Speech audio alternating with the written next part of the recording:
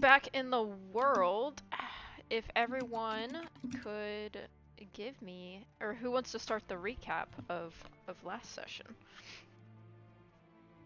Where is the recap? Is that in the resources tab?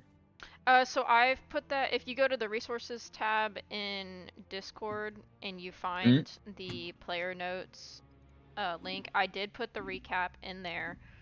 Uh, it should be at the bottom of the player records folder, and then I can also put that in, let's see, okay. party notes, session notes. I don't think I populated the, yeah, I didn't. Let me, alright. So if you go into, There we go. yeah, yeah, so if you go, Because I made like very I remember, generic notes, but yeah, I remember bits and pieces of last session, but that was, I mean, at this point, almost a month ago, and I was dead tired yeah. by like halfway through that because I didn't get much sleep that night, unfortunately. So I'm missing some pieces of it, but I think I have the general gist. That's fair. Yeah, we left Alderroot, which is where we found our friend that was being burnt at the stake. Yeah, Yes, correct. and then we departed to get her to a safer location. We left with our troubadour Icarin, Mm-hmm. and we moved south, and we came across this town in the wastes that we stopped by, where she ended up staying because she knew someone there, and she took us to go have a feast with this person there. And we had a nice time. We all got drunk. It was a nice fun thing, and we overheard some uh, talk there about the fighting pits that were going on in the town, and that there was something strange going on with them. Uh, can't recall exactly what it was, but we got there and then we signed up ourselves, and then we all bet on ourselves, and we won a bunch of money because we uh, succeeded wholeheartedly. Heck Uh, yeah. we beat a stone giant and a chimera. I think that's all we fought there. And then when we beat the chimera, we left off for the night. And that's all I remember. There was also some stuff going on with uh, the barkeep. He was making jolly with someone, and I can't forget.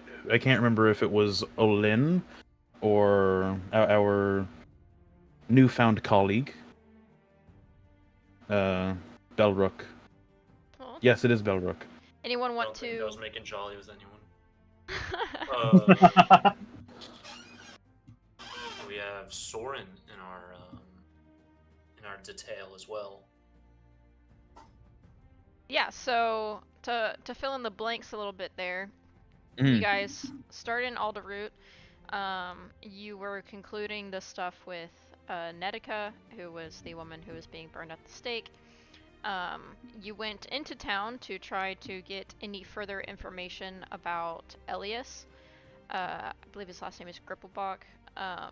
Concerning anything about the excavation troop that might have moved through that area. You went to a bar, like a little tavern, in the town and asked the barmaid about it, and that is where you all met Belrook, who happened to be getting there around the same time, for reasons I don't know if they were discussed.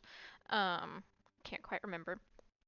You all had conversations. Uh, Ikorin flirted with one of the servant ladies and Oh made a yeah. deal with Olin for the Driftglow back for just a night. Um, Belrook had a.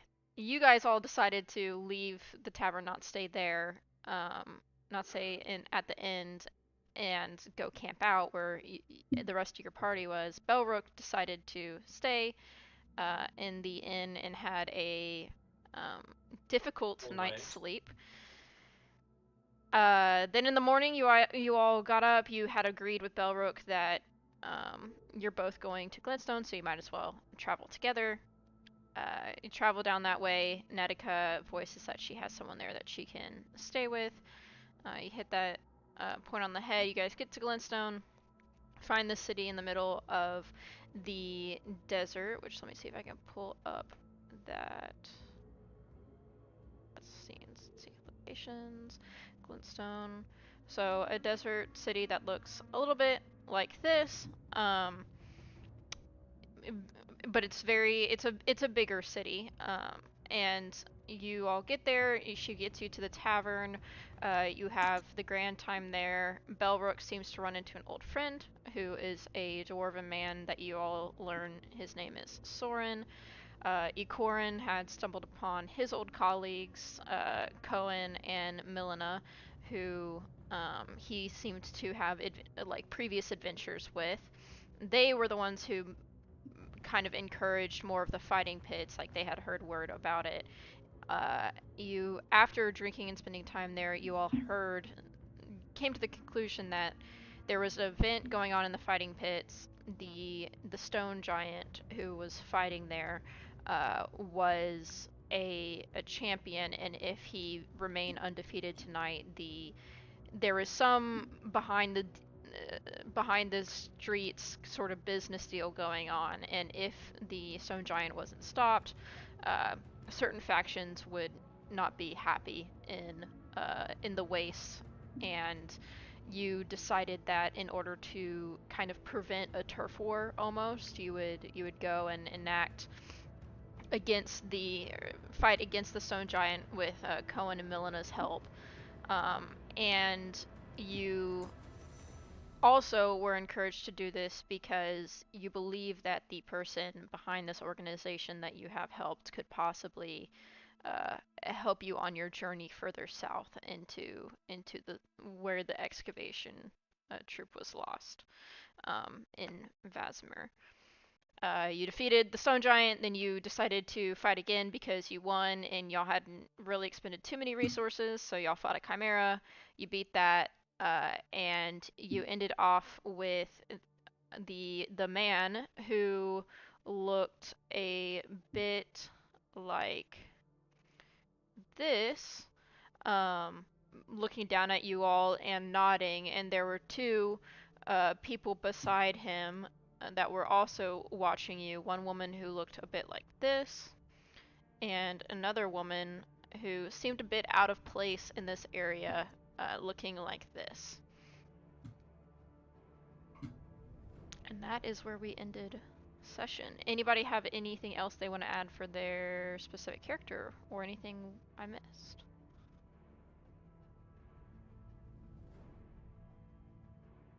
Nope. Nope, not for me. Alright. Well, you all are in the fighting pits. The chimera is dead at your feet from multiple cuts and burns and various other wounds. What all do you do?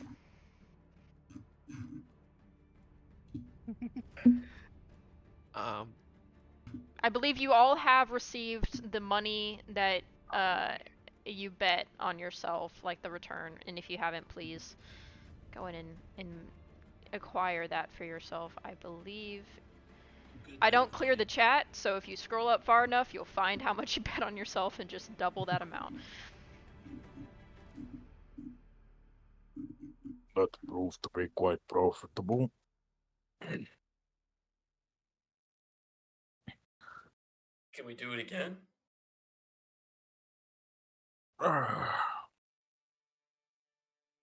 If you guys are feeling up to it, I don't see why not. I'm feeling fine, Weren't we here for business of some sort? probably. I mean, we spoke with the barkeep if he came across the adventurers that we are looking after, and he didn't really seem to have much information in that regard.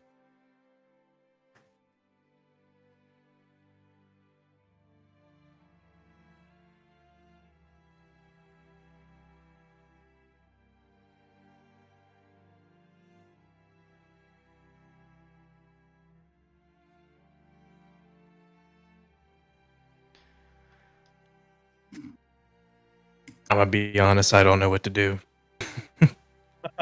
oh, there's my character sheet. Okay. So, You all would remember that Milena and Cohen had voiced that upon defeating this stone giant, they will be meeting with these people because they owed them something in return for this. They were already agreed to fight this guy for them. They just asked you all to go along, so they already have a meeting set up with these people. Okay. Some backdoor deal. Okay. So, I mean, if we have time to kill while they're meeting, Alright. Derail tonight. It's just 2 hours of fighting fit. Did we see? Well, did we see where they went when they went to meet with these unknown people? So they're still in the stands for right now. Okay. You can see them in that southeastern quadrant. Oh, Um, they appear to be preparing to leave. They're not immediately leaving right now. So if y'all want to fight one more thing, you can. But up to you. I'll stop trying my luck. It wasn't that favorable last time, so I'll look to the stands at our compatriots and like kind of gesture my intention to follow them out of the Coliseum. Okay. All right. You make your way back towards the gate that you all typically entered into the stadium from whenever you were starting your fights. You weave your way back up towards the stands, and you find Cohen, Milena, and Ikorin packing up their stuff and preparing to depart from the fighting pits and stadium. It seems that Ikorin had bet money on you all and uh, just acquired his increased funds from the patrons who work in the fighting pits, and they are preparing to leave upon you all getting to them. Are you guys able to move your characters? I think I have this one active. Yeah. Yes. Okay. Upon you all stepping to them, Milena turns to you all and says, "We're meeting tonight with Silk at around 800, I believe. 2000 if we're speaking military time. Um, you all are welcome to come. I believe some bits of the discussion we will need to have private with him. But you are welcome to tag along, and I know you mentioned that you had something you wanted to inquire about as well, so." Well, then we should get going with you. Yes, I feel like this could be fruitful. agreed. I think we should take time to maybe grab something to eat on the way. I don't know how busy or how long this might take. All right. Kind of nod, shoulder their stuff up, walk out of the fighting pits, take you to a smaller sort of like street stand where they are selling jerkies and different kebab conglomerations of meats and dried vegetables and all that sort of stuff. It smells delicious. You see them purchase these kebabs for about a couple copper pieces each before moving on and kind of like walking while they're eating. Is there anything really nice on the menu? Got some new money.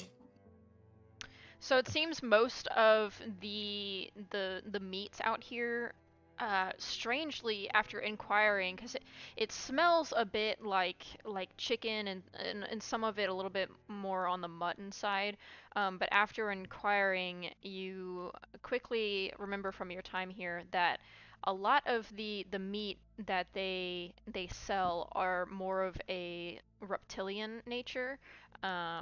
So we're talking like large serpent meat or sometimes even the meat off dinosaurs that are not uncommon to travel in this area, specifically velociraptors, are very common. There's large portions of dried and seasoned velociraptor jerky, and another common food item here is pig slash boar and bison that they're selling kind of in big meat thighs or trimmings on a kebab and all of that. And lettuce, like water, what's that one?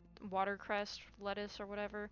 And cabbage are also very common vegetables. Hmm.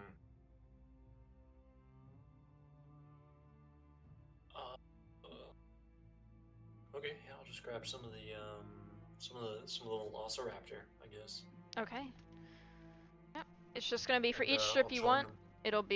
It'll be 1 copper. 5 strips.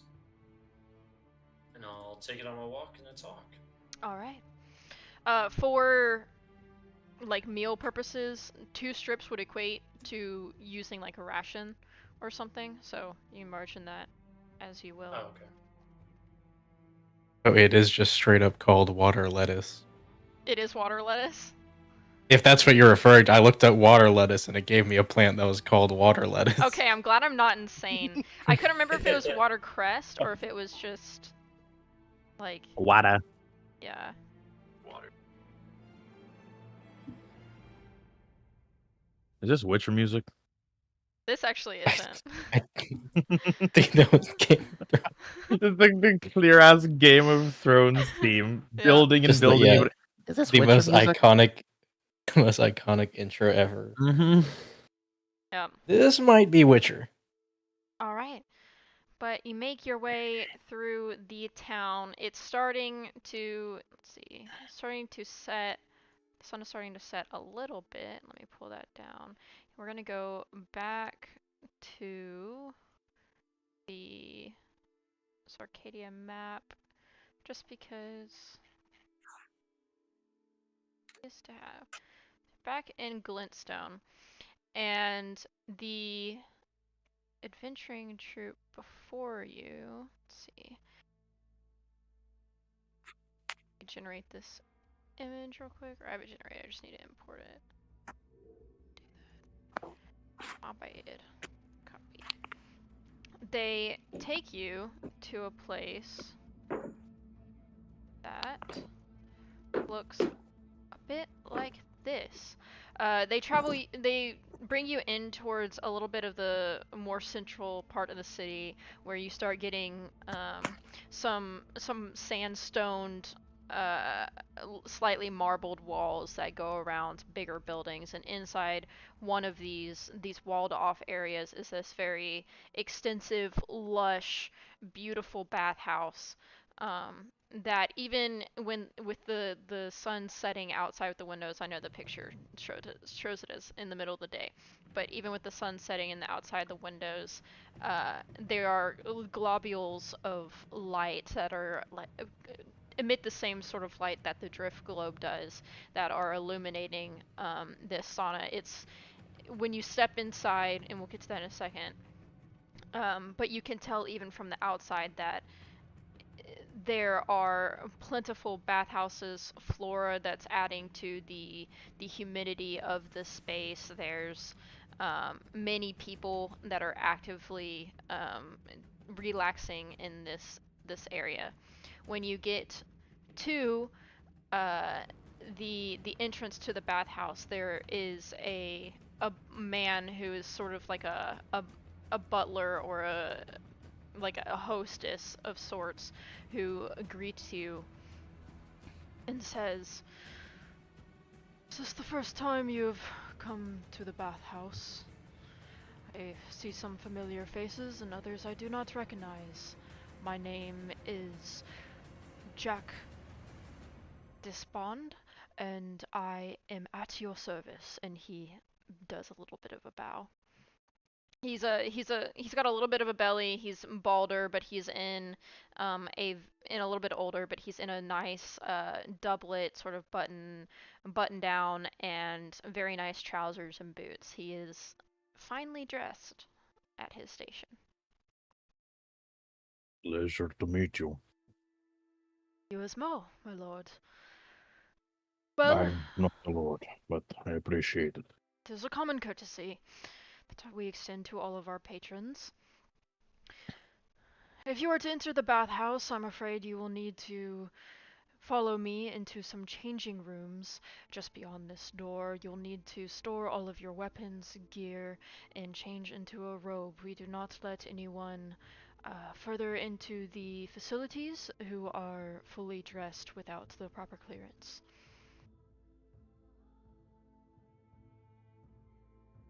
And Strommer's gonna lean over to Cohen and Melina and be like, so the meeting is taking place within this bathhouse. Cohen sort of folds his arms and like gives a kind of a grunt of almost like a scoff and almost like a yeah, sort of just a and then Melina turns to you and says, "This is typical strategy of Silk. The bathhouse is designed for ensuring that any business acquaintances that he meets are at their most vulnerable and cannot easily overtake him in a show of strength or unbalance him in his own territory. It's Very good. I love being vulnerable. yes, well, Let's go then.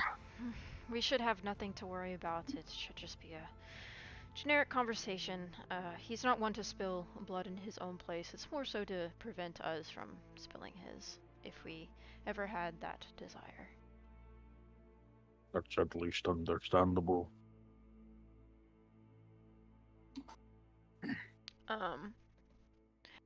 Jack kind of takes you all towards your own small changing rooms. They're about the size of a large walk-in closet, and you've got each your own chest. There's towels set out that you all can change into. Places to store all of your items, and there is a key that is left in the room that is sitting upon the chest, and it it's very obvious that they are not asking you to put your items in these storage containers, and they have access to them, and they're going to go through them and that sort of thing. They're very clear and transparent in the fact that they just don't want you to be armed inside their headquarters. They have no inclination for investigating through your stuff or stealing anything, lifting anything from you while you are meeting with whoever this Silk individual is. It's purely a way for the individuals who are partaking in the sauna, whether they are business linked to Silk or not, to ensure that no accidents happen in the building. all right. Well, even so, during the meeting, Strommer's gonna kind of keep an eye on the general area of the locker rooms while the meeting is going on, if it's at all within view, and just keep an eye out for anything that might be suspicious. Okay. Got it. Can Belrook lean in and just be like, and we're sure this Silk guy, he's unarmed as well. This isn't, a one-sided vulnerability. I would like Belrook to roll Shit. just a flat intelligence check. Okay. Flat intelligence. All right. Wait, that's the wrong one. 1d20.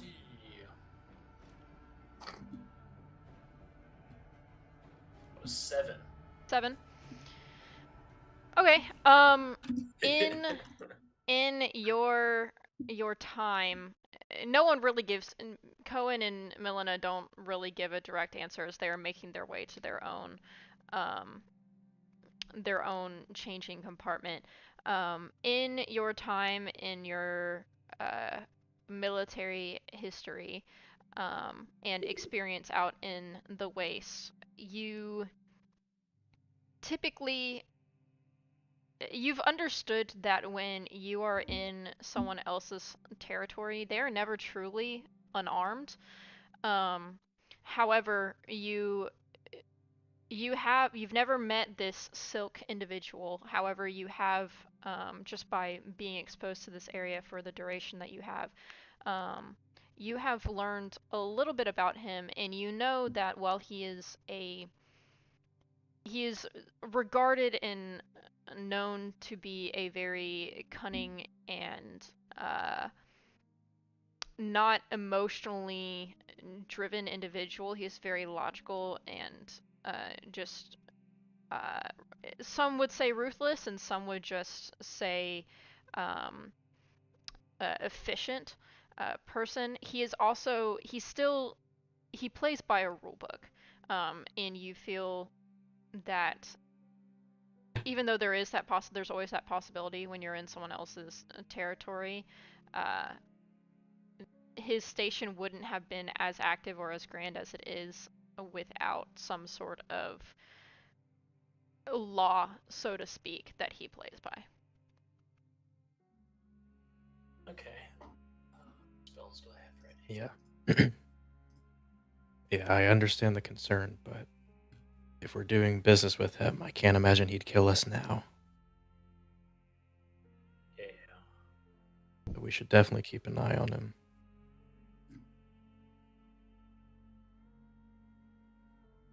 I'd agree. I'll keep an eye out. Okay. And I'm just gonna go ahead and hand over my items. Okay. Take the robe and make my way towards the changing areas begrudgingly. You got it. So you don't have to hand the butler Jack any of your items. There is a large chest in each of those changing areas with a key that you can just place all of your gear inside, change into the general like bathhouse etiquette attire, which is undies and and towel pretty much, and lock all of your uh, inventory in the chest and keep the key with you as you travel through Okay. the bathhouse. And it's all on your prerogative. The minute you want to leave, you go back, you get your stuff, you leave. It's just you are no there. You can see that there are, well, they are not armed, or at least you don't see any evidence of weaponry or anything on them. Past when you enter the bathhouse, all of the changing rooms are to the left down like a hallway, and there's sort of semi opaque uh, walls that seem to be made out of like a thicker woven material or like parchment or something, like wallpaper sort of material. You can see through it a little bit, and on the other side into the beginnings of the bathhouse, there are men in robes and women in robes that are obviously very fit and seem to have experience in uh, the same sort of instances that you all do. You don't see any weapons on them. They are naked. What it seems to be, they are naked except for their undergarments and towels. But they they don't look like they would be easy to take without weapons. Is my point. So, um, And I will just go through all the steps needed, but I will keep my amulet on. okay. All right. I would like you. Are you gonna try to like? I don't know how you would hide that. Um, roll a. You know what? Instead of I roll, just like to just make it clear that it's sentimental to me and it must stay with me. okay. Um, You can either roll a sleight of hand if you're just not going to say anything and see if you can just slip by with still having the necklace on, or you can roll a persuasion if you're trying to persuade the fact that you don't want to take it off. I will go with the persuasion. Okay. Give me just a minute. Persuasion.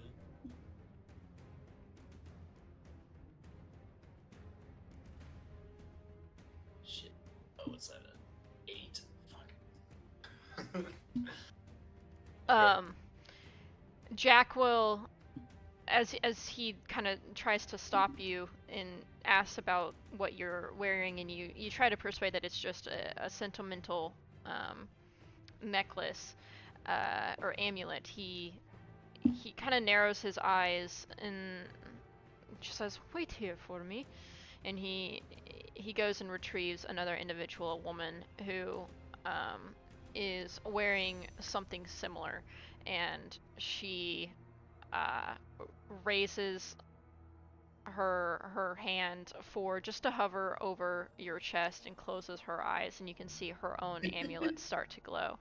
And in return, her amulet is shaped in a symbol of it looks like a coin and like a woman's face on the coin, and as hers starts to glow with like a gold sort of light, yours begins to do the same.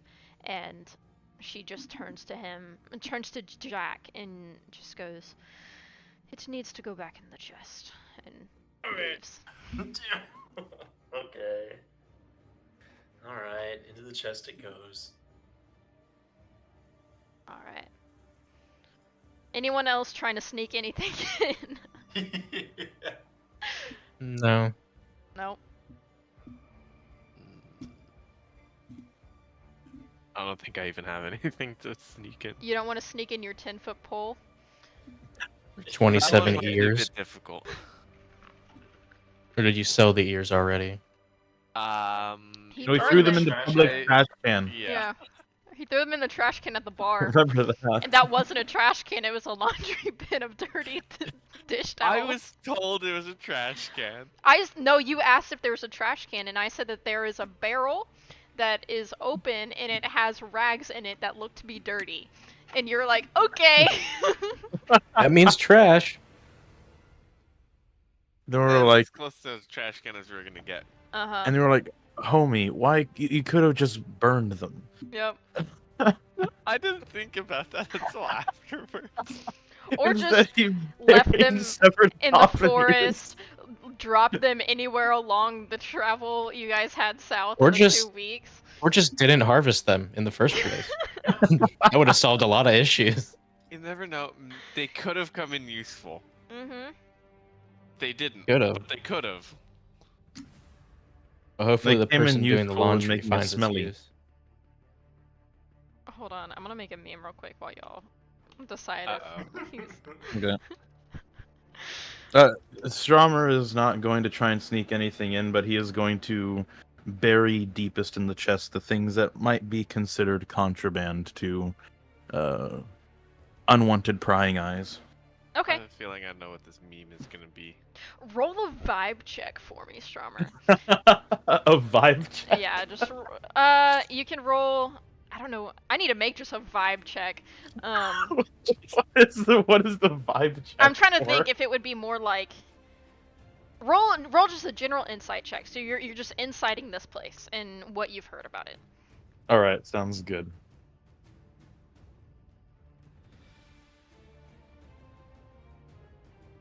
Public or private? You can roll that. You can either whatever. Or- It doesn't matter. Blind, I meant. Go ahead and do it public. Sorry. Okay. Not super important. Okay. Well, you're in a very experienced, well-traveled man. You gather that if they were worried about contraband, first of all, you don't think this is the kind of city that would be worried about contraband from what you've seen so Mhm. far. And even if these people within the city were worried about that, usually from your experience, like what happened in Najuris, they have those check marks at the door where people are thoroughly like patting you down and investigating everything you have. It still could be a good idea to bury it, but Yes. Stromer is a little bit more at ease with the fact that Mhm. he doesn't feel that there is as big of a risk with anyone finding these items. I guess it's more like he wants to bury them because he doesn't like the idea of, without his knowledge, a stranger getting a one-up on him in terms of potential vulnerable information. That's fair. That is fair. Because he is kind of paranoid that people may still snoop around even though it seems like a safer establishment. Better safe than sorry kind of mentality. Yeah. All right. Let me go grab my tea. Oh, tea sounds good right now. Raspberry tea I got at Walmart's fantastic. Yummy. All right, Bowen, decisions. Yeah, I'll just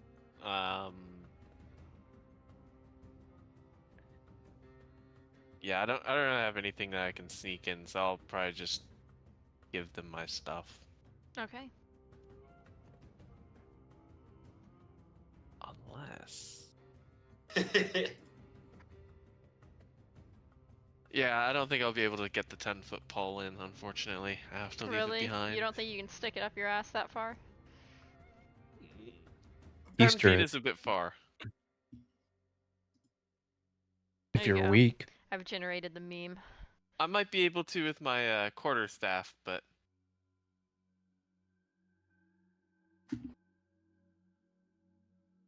nice. Okay. Yeah, I'll just leave all my stuff behind. All right.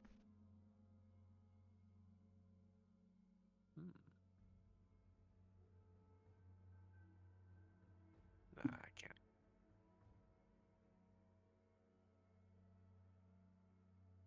Okay. Once Vicinity gets back, we will continue while I'm making another version of this meme.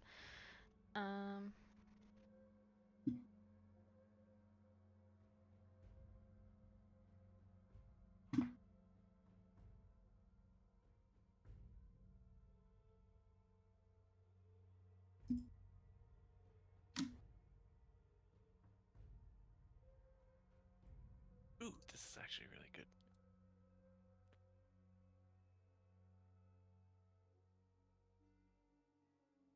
I'm just gonna be making the meme that I thought you were going to make. Okay. There's also that one.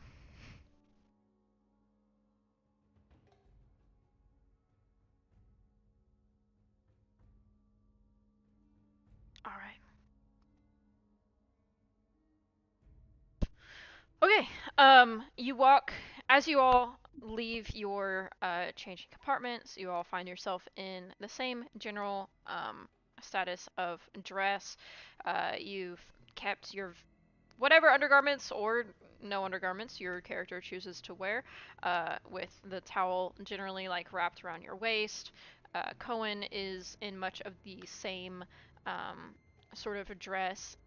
Milena has the towel around her waist as well, and then you can see she's got like wrappings around her chest, which is pretty common for a lot of traveling warriors. Society of Bowen kept the 27 goblin ears. That's pretty good. And you make your way into the sauna bathhouse. Again, it's a very humid, heated sort of nature of um, or sort of atmosphere of the room.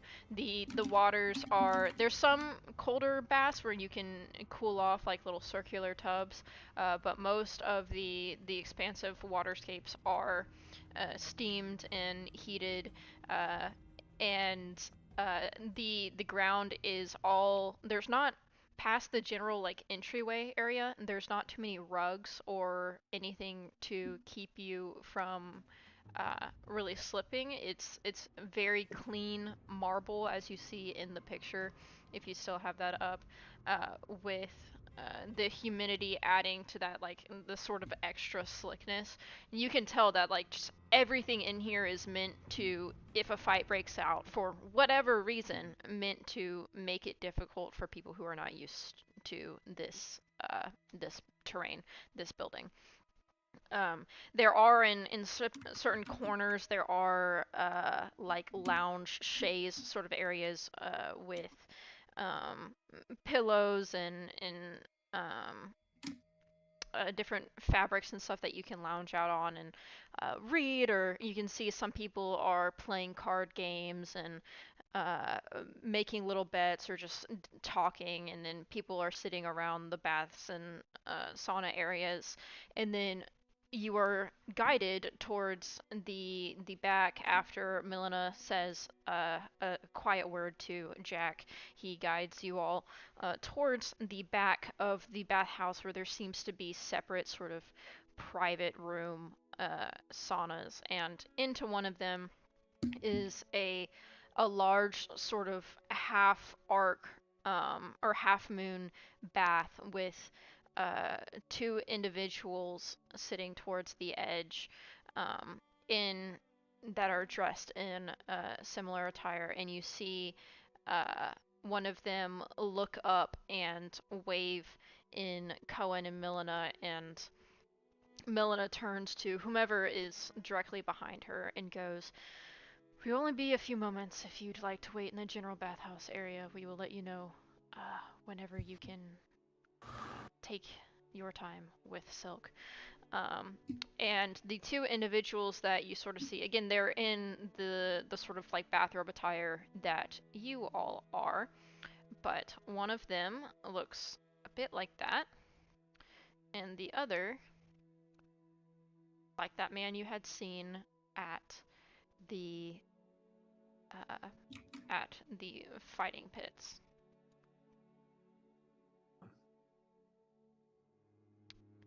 But you all go towards the bathhouse, the general area of the bathhouse, and wait your turn. It takes about 20-ish minutes for Cohen and Milena to finish up their conversation and return out to the general area. Is there anything y'all want to roleplay in the meantime? I don't believe so. Nope. Astronomer, at least. You run it? He's just keeping his eye out. Okay.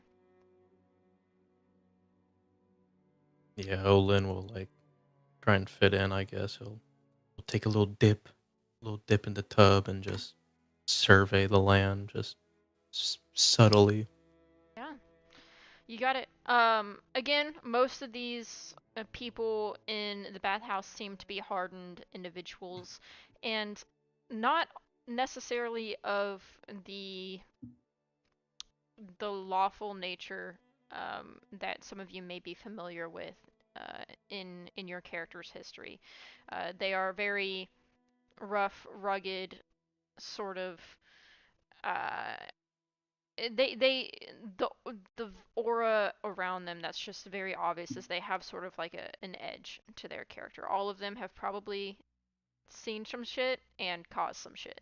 Um, there you don't get any sort of like, oh, that person's a horrible person vibe from them, but you also don't get a like, wow, that person's probably really respected in this area vibe either. Um, but upon conclusion of Cohen and Milena's conversation with Silk, they exit, and uh, Milena encourages you all to go into the specific back room that they're sitting in, and upon entering, um, you see that the two individuals that are within this room are playing they have kind of like it looks like chess, but the figures are slightly different. They have a board set up, and they appear to be in the middle of a game for that. And upon entering, uh, Silk, the larger man that's human appearing and bald, looks up towards you all, nods his head, and says, "Please sit." and like gestures to the half moon of the bath, and you can tell that there's sort of like a ledge under the water where you can sit, and like half your torso would be within the water, or you could choose to sit on the edge of the bath and just have your feet, or not at all. What do you all do? Strama will walk over to where he gestured and take a dip in the water. All right. Yeah, I guess I'll. You'll Bill get in. will slowly sink into the water and somewhat relax. Okay. As you all bring yourself to wherever you choose to sit or stand, Silk makes one more move with his chess piece, which you can tell just from his slight smile, that kind of like smug smile that overtakes his face a little bit. You can tell was a pivotal move within whatever game he was playing with this dwarven man individual who's sitting across from him. And he turns to you all and goes, "So, I make it my business to learn all I can about what happens in Glintstone, and I can't say I've ever heard of you four. You made quite a name for yourself out in the fighting pits. Would you care to educate me on who you might be?" We're I don't know what to tell you, boss. We're just passing through. we're simply on a mission and thought that the fighting pits were a decent way of making funds for our journey. We just put our skills to good use. In fact, this mission is why we wanted to seek you out when we heard that you are a knowledgeable person about the goings on here. Yeah. We are on a mission to locate missing people that came south He kind of, from. at that, he kind of leans back and sort of crosses his arms over his large, like, stomach and chest and everything, and goes, "Well, you certainly put the skills to good use, and I do have, well, I make it a habit of expanding my knowledge where I can. However, missing individuals in this area isn't exactly a rarity. Uh, you're gonna have to be a bit more specific if you want any information out." I couldn't hear. Did you cut out? Did you say Sorry. uh I need a new headset. Basically, he said that he applauded you all putting your skills to good use, that it was indeed a smart uh, business decision for your adventuring. He says that he does indeed make a habit of expanding his knowledge to everything that he can. However, missing people in this area is not exactly a rarity. So not exactly. Okay. if you want any further information, you're going to have to get a bit more specific.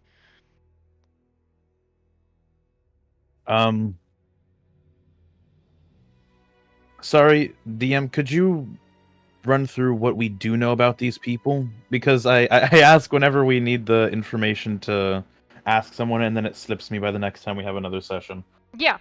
Um, Andrew, I'm going to mute you Go or for it. deafen you real quick, and then I'll I go got ahead and. All right, he did it. Okay.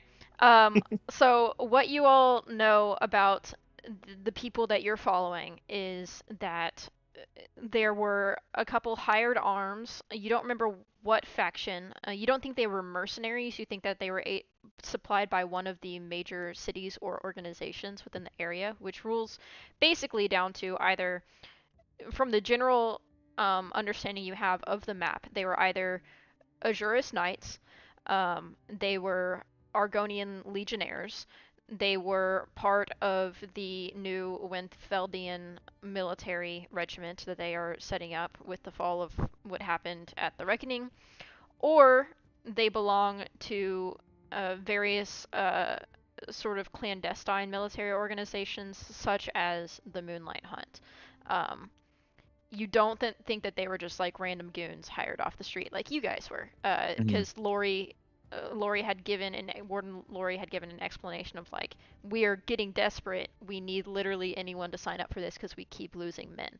You know that there are probably like 4 or 5 of those individuals. And then the rest, to your knowledge, were all members of the Cobalt Soul, led by like basically Professor Elias Gripplebach, who is a gnome man. And the rest were either expositors or students or researchers that were going on this expedition um, towards the lands south into Vazimir. And you know that they passed through Glintstone. Okay.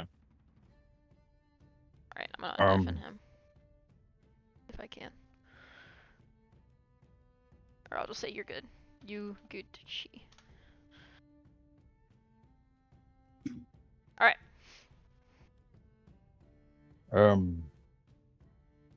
These are, it was a relatively small expeditionary group of a mix of relatively high-ranking soldiers of some of the larger cities and a group of academics who came south through Glintstone to explore. You say Vasimir? Yes. To explore a particular site of interest in Vasimir. They did not return. Yes. That rings a bell. Well, you know what?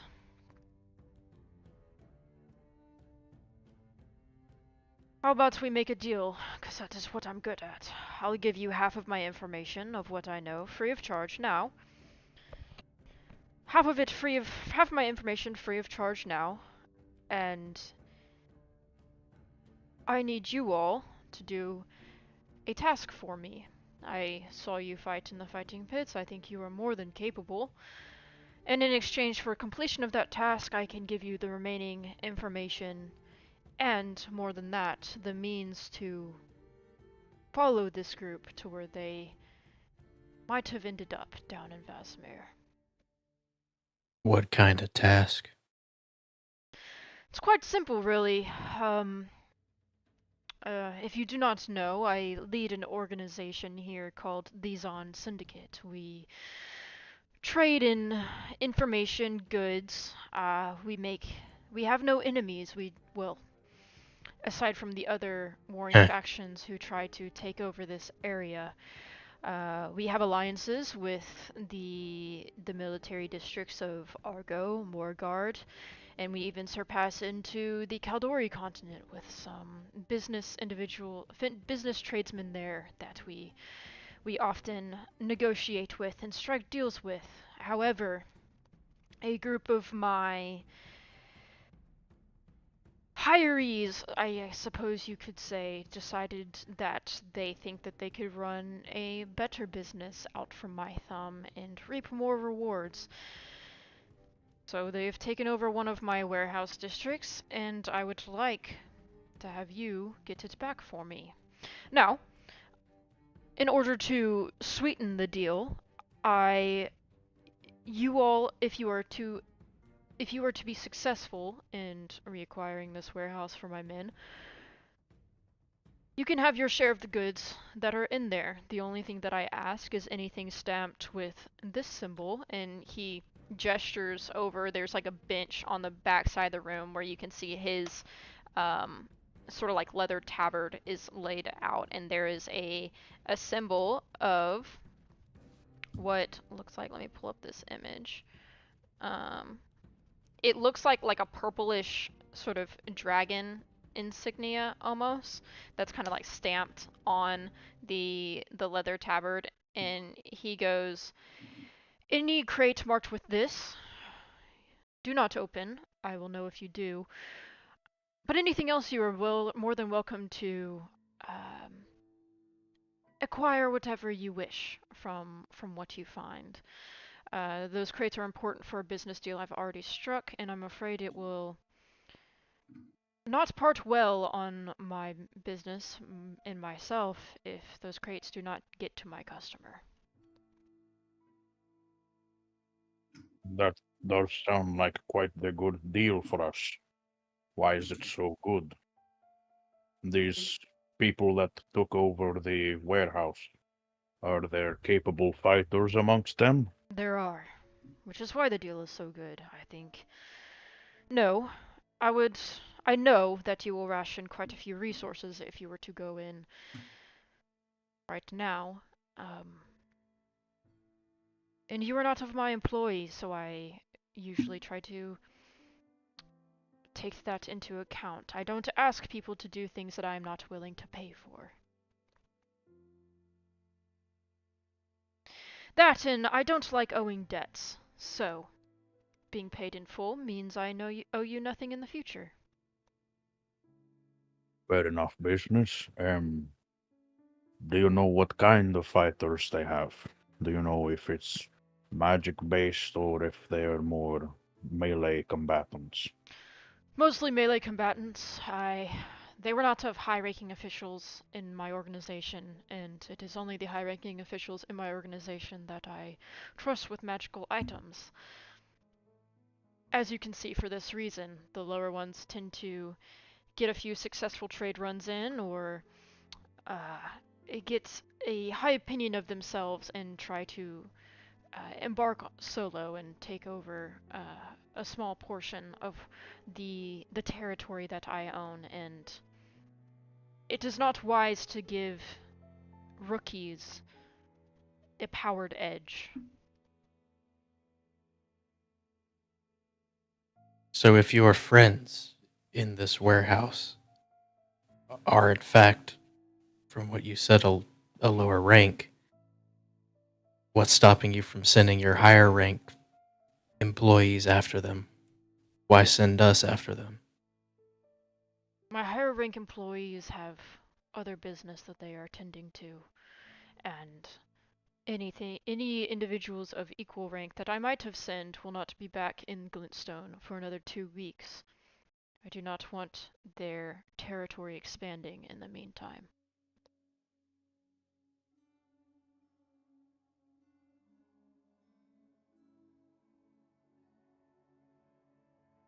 Drummer is gonna look over at the rest of the party members and try and see if there's anyone with any concern about the deal among us. No, no, it sounds about even. You know. So Seems fine. Think I can handle these myself. people wronged you. What do you envision you want done to them for Quite frank, payback? quite What frankly, kind of mission is this? Do you want them slaughtered? Do you want them arrested? What is this deal? I don't care what you do. I care about what's in that warehouse, not the people in it. I want them gone, and I want that warehouse to be mine again. But what do you do with them?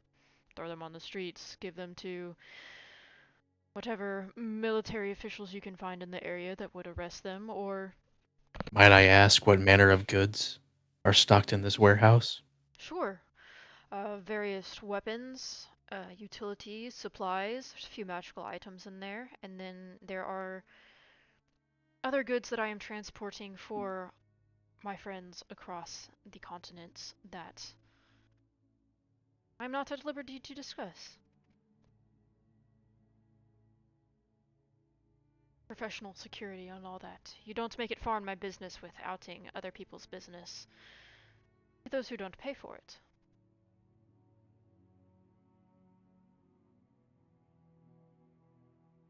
So you're an arms dealer.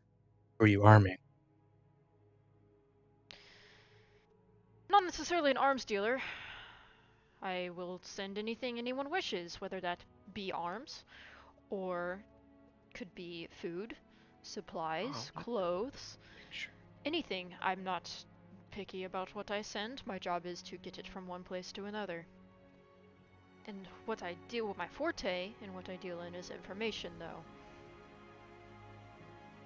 You learn a lot about people in the Yeah. world by what goods they trade in. Well, So you're getting some manner of information from wherever you're sending this. Exactly. And that information could be yours if you complete this task. speaking of the information, before we accept said deal, how about we hear the half of the information you intend on providing us up front? Very well. And he moves a piece that looks to be sort of like a pawn in this chess setup forward as the other individual who was playing with him had made his move a little bit earlier while he was in discussion with you all. He goes, I know of the traveling troupe you speak of. These individuals were, well, the military armed individuals that you speak of were a mix of hunters of the Moonlight Hunt and two knights of the from Azuris. The professor, I think, um, and the other individuals of this Cobalt Soul passed through here a while ago. They gave me um, we spoke at length. They knew that I had station in this area, given the nature of the Cobalt Soul. They are a compatriot of mine who also deals in acquiring knowledge, all the knowledge that they can across the realm. So we know of the existence of each other. They came to me asking for a way to get south into Vazimir that didn't include trekking on top of the wasteland, the deserty wasteland. Um, if you don't know, the desert wasteland is ravaged with marauding clans of uh, the. Okay, this is me fucking up because I forgot the name of the group that goes across the waste. Give me one moment.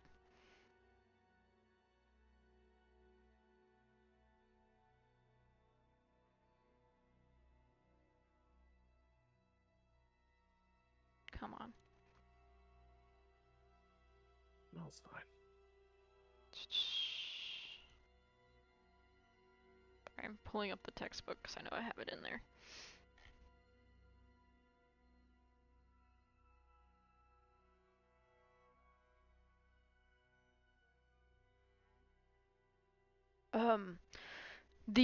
The deserty wastelands are dangerous with all variety of entities and individuals. There are the marauding clans of the Thrukar that are ruthless savages that swath and fight and bloody their way through the wastelands, taking and raping and stealing whatever they need and reaping the rewards of their different sacks and sieges on poor traveling groups. There are monstrosities such as Velociraptor packs and Tyrannosaurus rexes and worms and the sort that travel throughout the lands, huge serpents, etc. Um, There's also, not to mention, the dangerous weathers, sandstorms that blow through, and occasionally a spare elemental or two will find its way into the desert and wreak havoc uh, upon any non-structured, fortified, civilized area. And quicksand is prevalent in the area. There's plenty of environmental factors, and then you've got the mostly inert mistral stones that are littered throughout the sandscape, but occasionally some get supercharged and they're volatile. They're not safe to be around if one were to react to, say, a lightning strike or a storm or something and set off. It is essentially a large magical explosion when those do combust. So they wanted a way to get safe passage south, past all that, where they don't have to worry, and I provided that to them.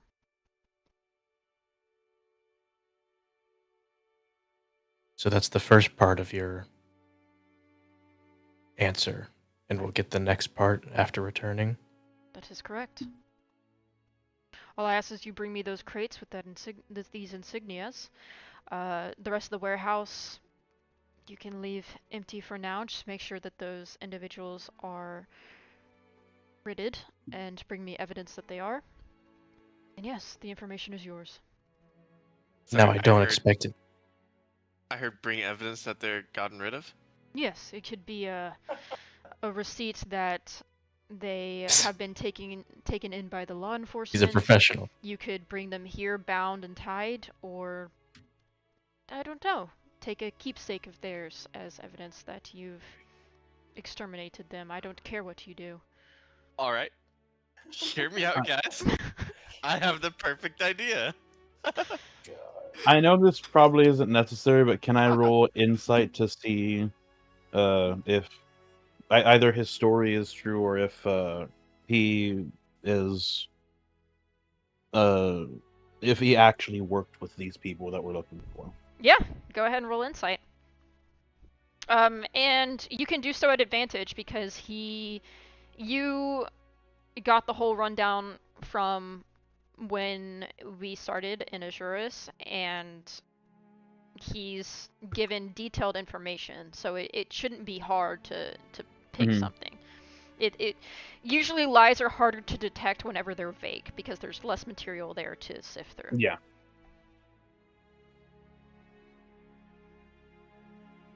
All right. Oh, I should have said do it blind, but it's okay. Oh, fair. Yeah, he's being truthful. I mean, you didn't detect a single lie in what he said. All right. Sounds good. Now, I don't expect you to answer this in full now, but I do want to know the manner of the answer we will be receiving upon our return. First question. Do you know what direction they went?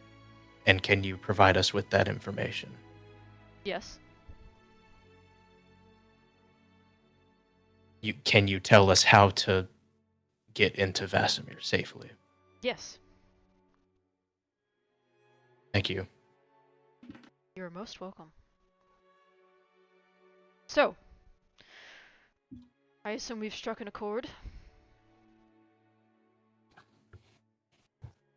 I do believe so. And Where is this warehouse? he lifts out of the tub, and obvious water is like displaced from as he stands, and he walks. Massive unit. He is a unit. Like we're talking like strongman build. Like he's got muscle, but it's not like C-bum muscle. Like he's just a huge dude. Mhm. He walks over towards the window that is behind the sort of bench that he had his tabard on, and he points towards the edge of town on the southwestern side and says, "You see that building?" And it's obvious what he's pointing to. You can all, if you like angle yourselves to look where he is pointing, you can see it. It's a rectangular structure that is it's about 2 stories in height, but you don't see where like a second landing would be. It's very obvious, just a huge warehouse. He points towards it and says, "That's the building that they've taken up camp in. That's the building I want you to get back for me. And I want to make it clear right now. You do not get that information if those boxes are not returned. If they are not, these individuals are not taken care of and you don't bring evidence to that, or if you damage the building itself."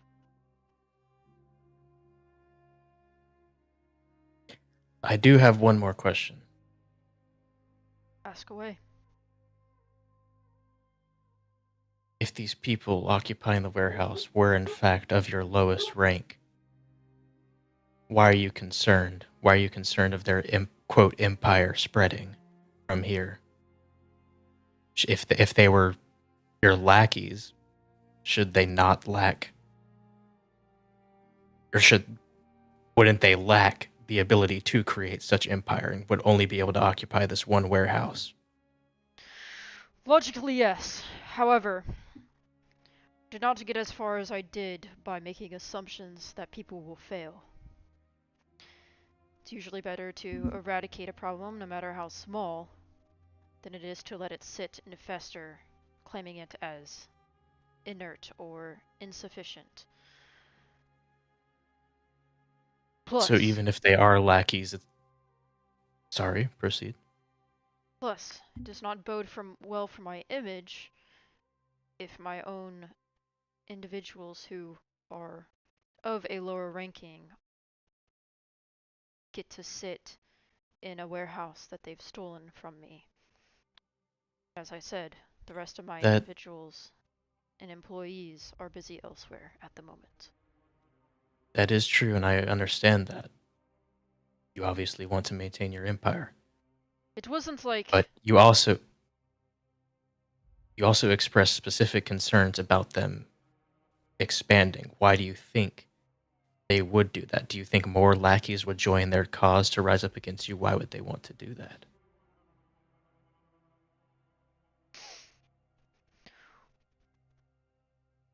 Why would anyone want to rise up against anyone else in power?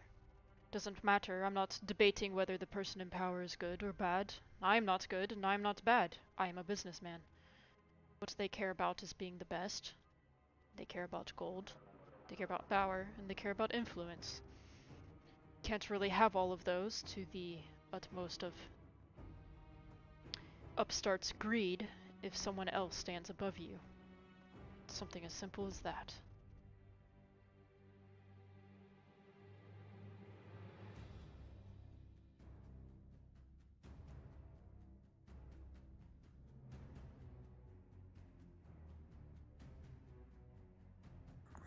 I'm gonna look to him at last, and Belrick's gonna say, "You mentioned the Cobalt Soul. Another thing. If we succeed, I need you to get me in contact with one of their expositors. Can you do that for me?" Just open a means of communication, or... Yes. I can do that, yes. How quickly do you need this open? As soon as possible. Ideally, you're working on this connection while we're doing this task for you. I'll see what I can do. I can't promise that it'll be... The connection line will be open for communication upon your return, if your return is quick. Which I hope it is. However, if it is not open upon your return, I will ensure that there is a way for you to become connected with them even if you were to travel outside of this area. We will be in contact regardless. That works for me. We just cannot be spending too much time here. We do not know if our intended targets are dead or alive, or if they are alive, what state they are even in. Ideally, we get to them as soon as possible. Well, if your performance in the fighting pits was not a fluke, I think you should be able to close this out in either tonight, or if you wish to rest beforehand, within a day and be back here by tomorrow evening. That is the plan. I was more in reference to getting this line of communication open. I will find a way to ensure that your companion gets his line of communication, whether you still reside here in Glintstone or have traveled further south. You have my thanks. As much as your thanks is appreciated, I'd like my warehouse. That we're going to get you.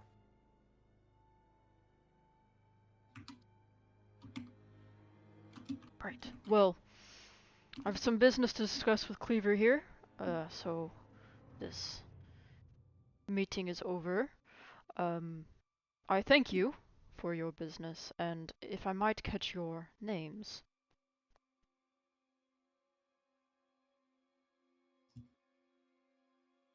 My name is Stromer. Pleasure. Belrook. I'm Olin. Marzius. Well, it is nice to meet you all. You may call me Varro, or you may call me Silk. Although, I do ask if you speak of me on the streets, refer to me as Silk. And do. I look forward to us meeting next, and I hope you all have a adventurous night. As do I. Alright. As you guys get up and leave, go dress, get your stuff. I'm gonna run to the restroom. Feel free to Alrighty. roleplay amongst yourselves. Ooh, they changed the 5e tools.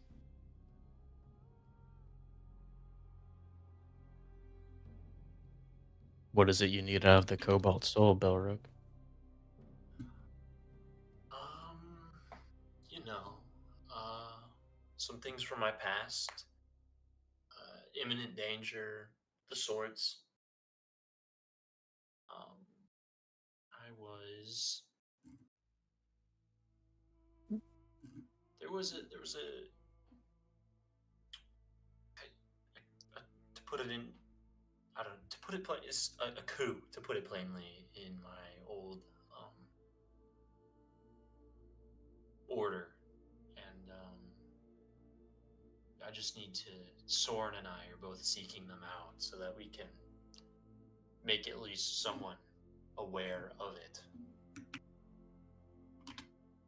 Imminent danger to you or to everyone? It at least to me, it could be a growing risk. Do you think the Cobalt Soul can help? Absolutely. And can we trust that if this becomes a growing risk that involves us, that you will tell us such? I believe at this point I'll need all the help I can get. So yes, you would be the first to know now. Alrighty then.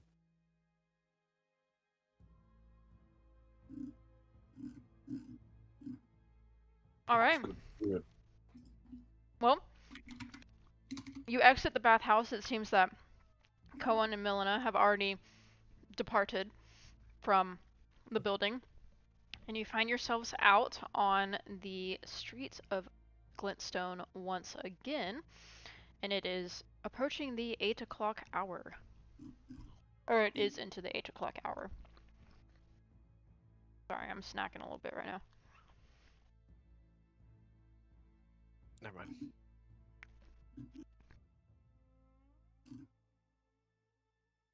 What do you elect to do? Well, seems like this is a time-sensitive task. Shall we go to the warehouse? I do believe we should.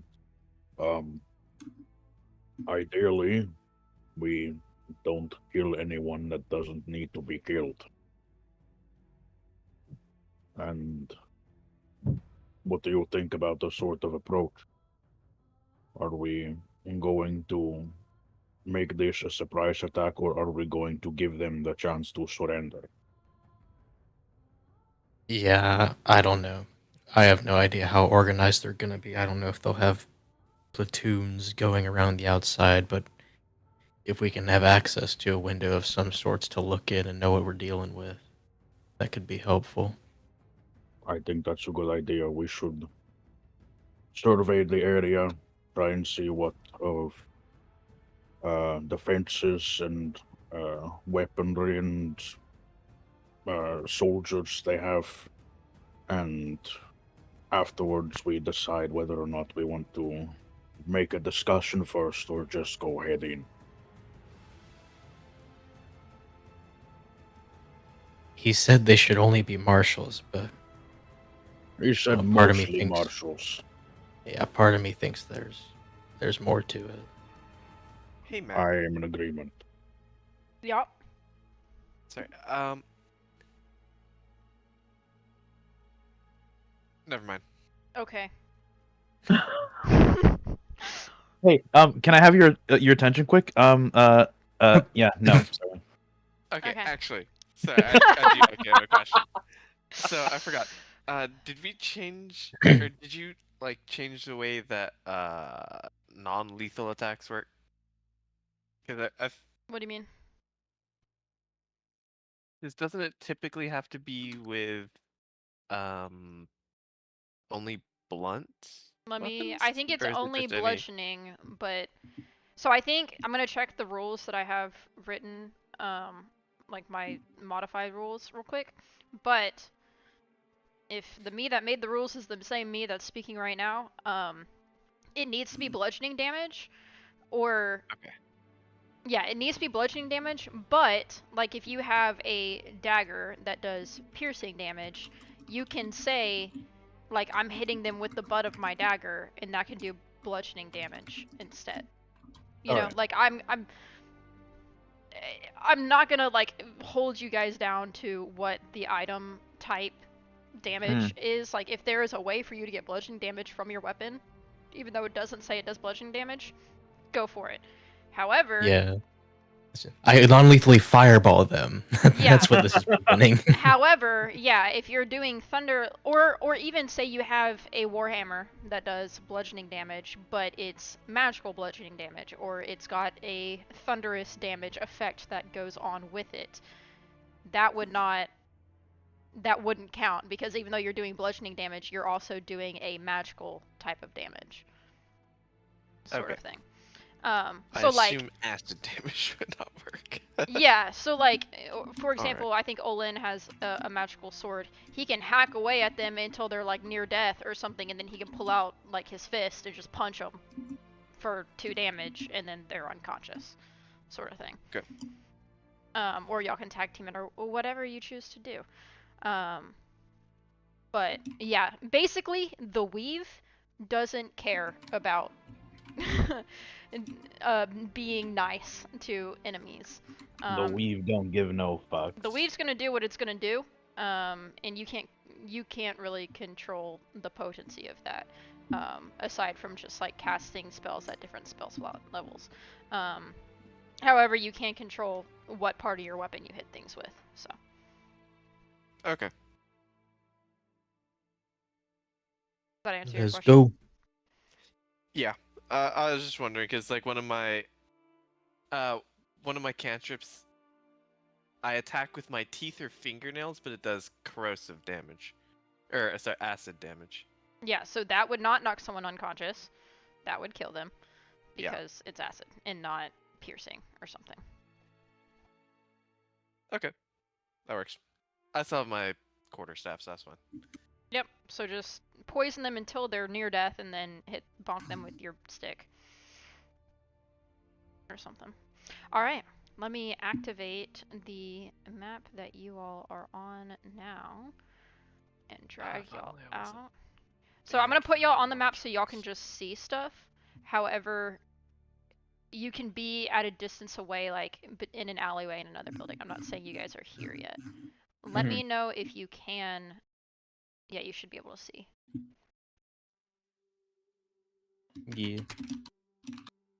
So it's darker because it's night, and I have the map set to reflect coloration based on time of day and moon cycle. So, like if Rudis is ever storming, it should have a bit of a red tint to the map.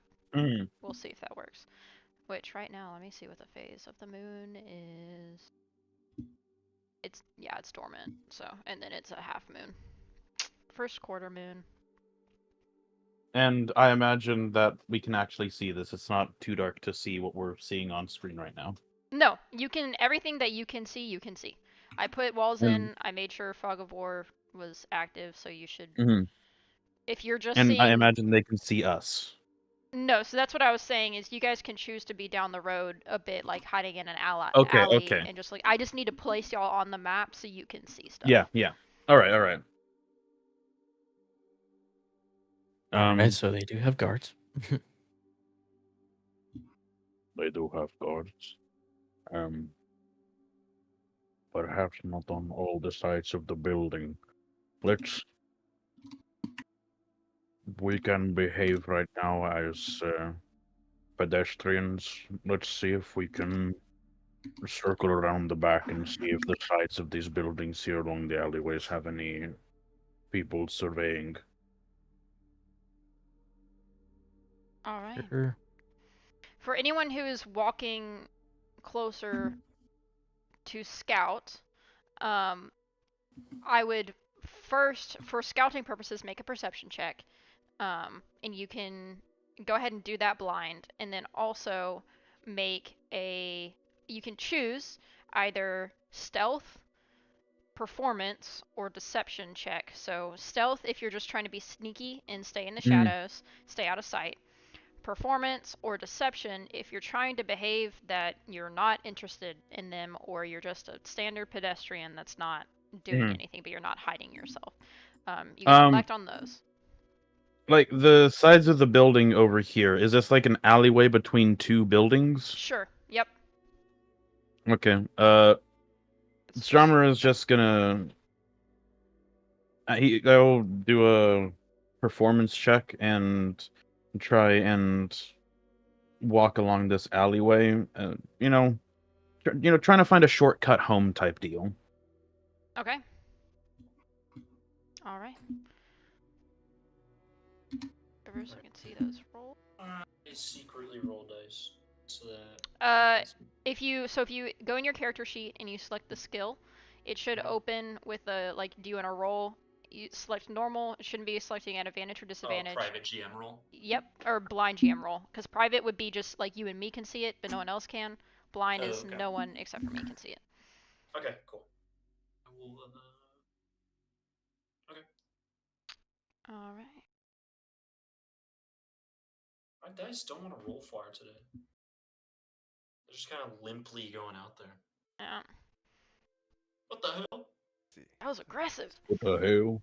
Perception and then where's stealth? Oh, there's stealth.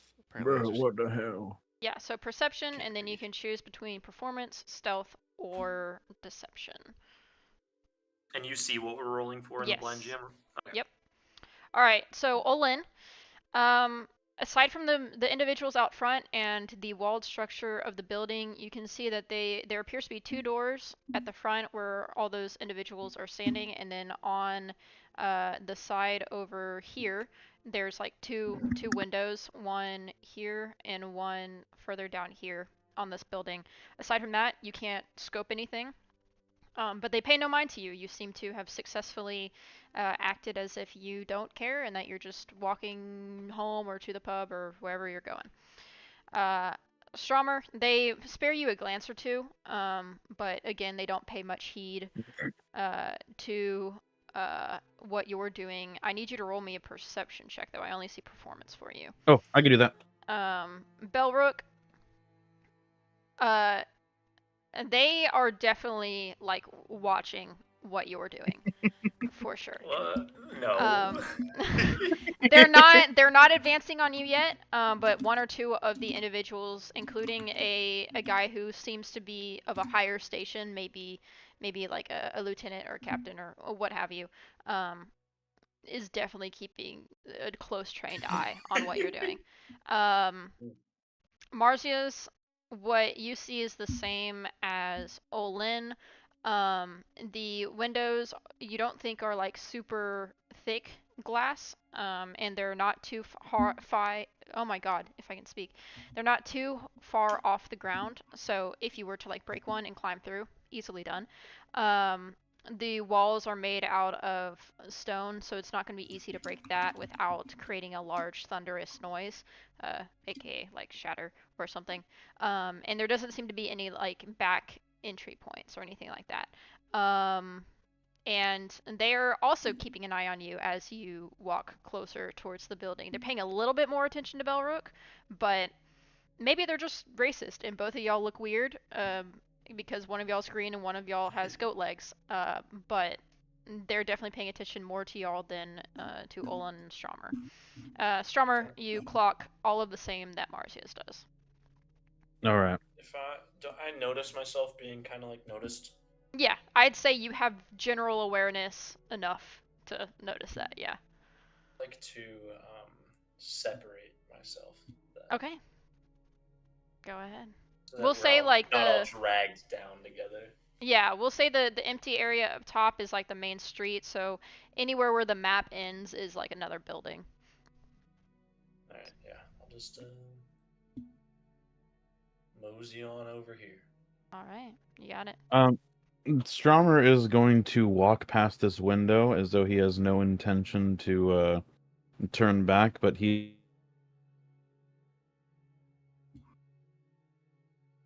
He. You cut out after he. Oh, he might completely be gone. I wonder if he blue screened.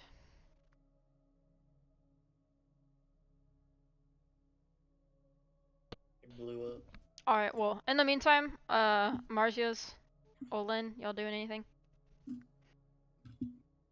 I mean, forever makes it close enough to him. It'll just make people aware of the windows. Be like, this top one seems to lead to the main room. The bottom one is like a storage room with no one in it. Okay, you got it. There's about like 6 dudes that I can see in the main room. Go ahead and make a stealth check for me at advantage from where you are, just as you're peering through the window, making sure that you don't um, catch the So then does that attention. so does that make it a normal roll for me since I have plate? No, I'd say because you're on the other side of this wall, just straight advantage. I know that's not rules, but whatever, I don't care. Hello? Hello, I can hear you now. I mean, I'll take it. Alright. Discord started behaving as though I didn't have any internet for whatever reason. Oh, you're good. Yeah, mine does that too. Just casual Discord things. Oh, maybe I did lose internet. I lost connection to Foundry as well. Let me rejoin. But as I was saying, Stromer's gonna walk past that window as though he's, just intending to walk past, so that anyone that might be having a glance at that window doesn't really pay much mind to it. You got But it. after he walks past, he's going to try and peek through the window, attempting to not be seen by anyone that may be in there, and trying to get a better look at what may be past the glass You or got open window, whatever's there. it. All right, sounds good. Do you want my roll public, private, or blind? Go ahead. You can make it public on this one since you've already passed the first one, and it's fun to see people's rolls.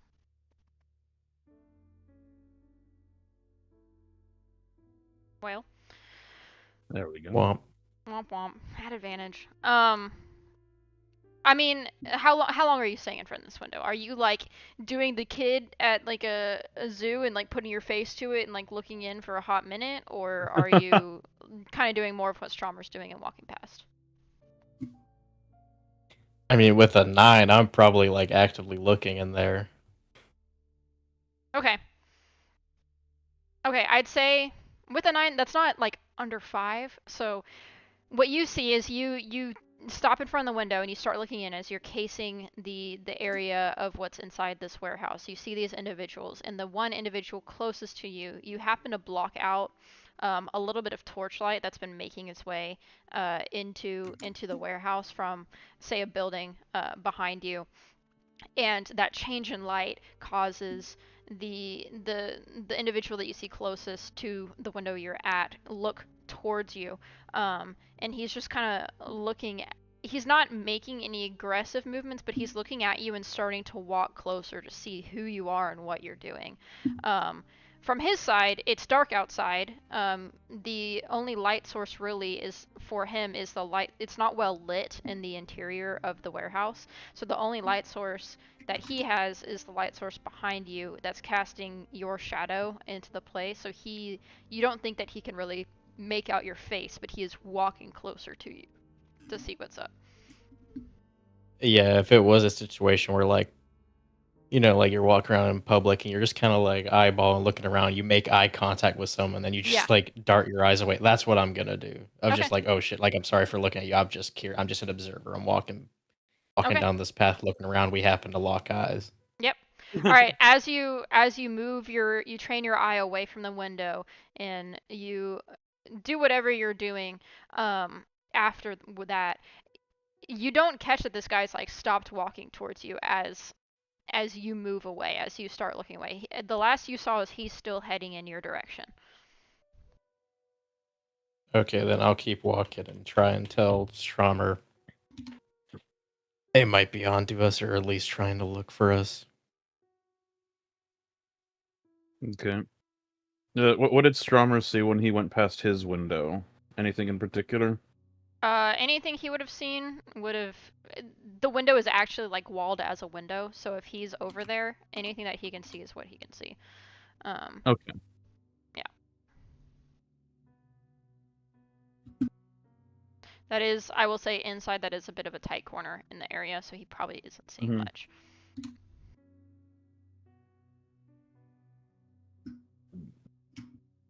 I'll be right back. Sorry. Oh, you're good. All right.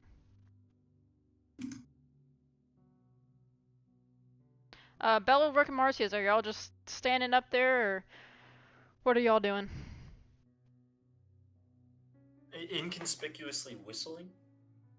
Make a performance check for me again, please. Damn. Don't mind me. I'm not here. Okay, performance check. I really like doing these secret ones, so Go for it.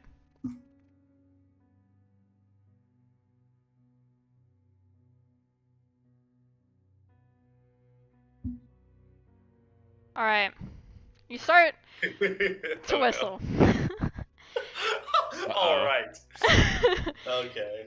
Yeah. Pulls out my sword. And the Rustafarian closest to you sharply turns in your direction. He's like a greasy, not hygienic dwarven man who's got like sand in his clothes and in his hair and in his beard and all that kind of stuff. And he turns to you. He's like, "Hey, oi! You cut that noise out. Move along. Get out of here."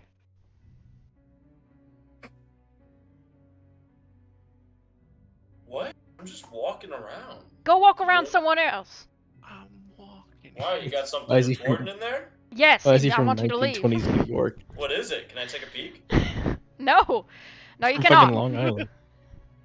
This is our territory. If you don't get out of here, I'm gonna skewer you with my stick. And he Territory? What am I? he what am I- hefts like a cleaver that's like rusted all along the edge.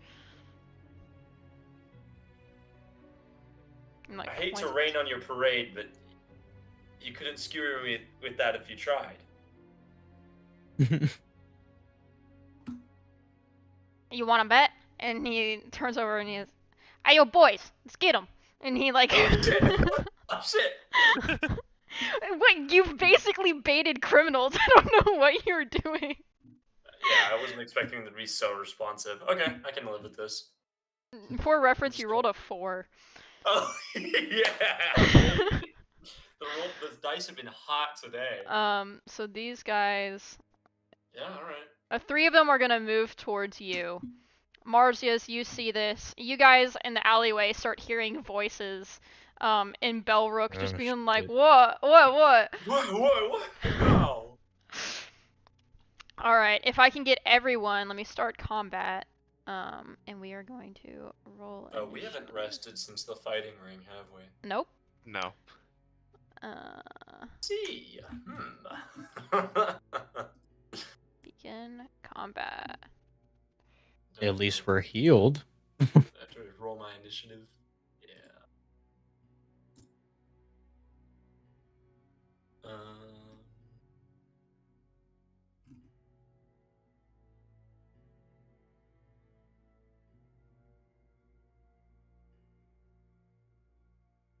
8. What's the point 12 there at the end?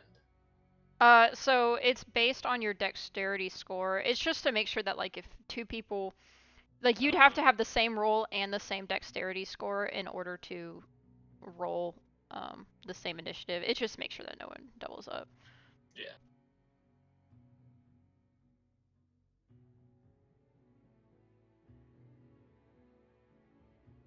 Alright, and then boom. I hate to be the first guy that comes into range of me.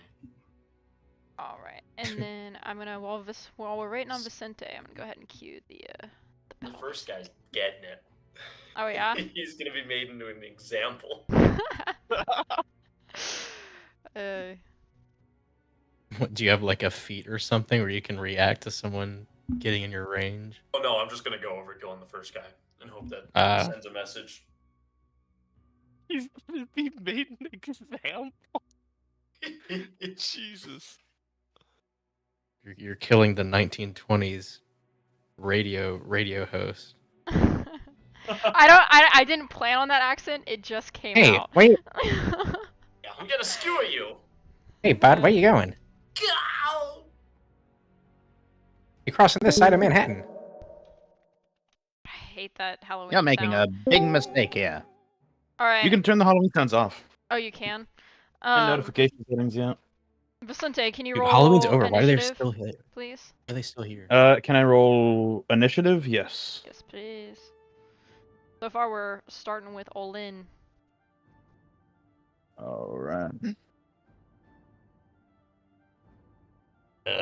Can't see shit. I'm gonna sprint.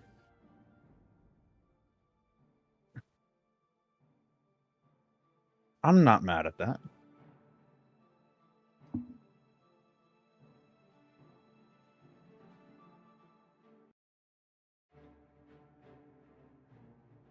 Okay, whoever's like combat playlist is, this sucks. We're gonna do mine. Sometimes I try to play other people's playlists on Spotify, and it's hit or miss. All right.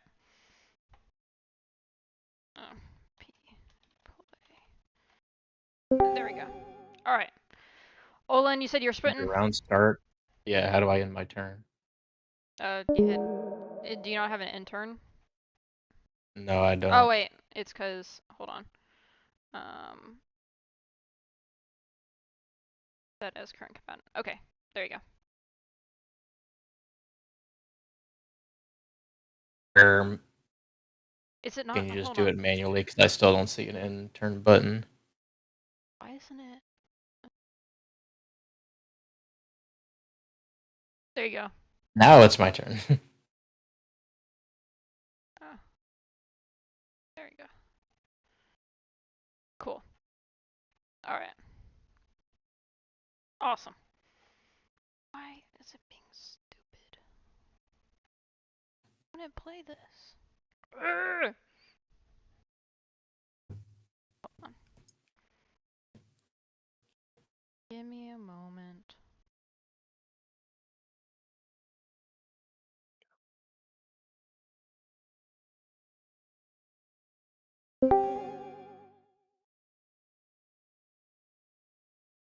Okay. There we go. Alright. This bandit will see Olin peer from the sides, and he will make a move. I've had the 6. And he is going to take some shots on you. Attack.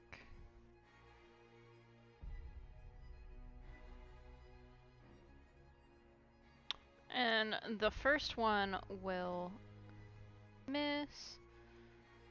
And the second... I didn't mean to do that in public. Oh well. Will hit. Alright, so the first one he fires, No. you're still moving, so it catches, it goes, you hear it like, whew, behind you, and then the second one gets and chips just into your armor right under your shoulder plate. And it deals 9 points of piercing damage to you. I don't think you're concentrating on anything. Go ahead and break that concentration. It's probably just left there from last combat. I don't know how to break concentration on something. If you go into your... Here, I can do it for you. If you go into your character sheet and you go to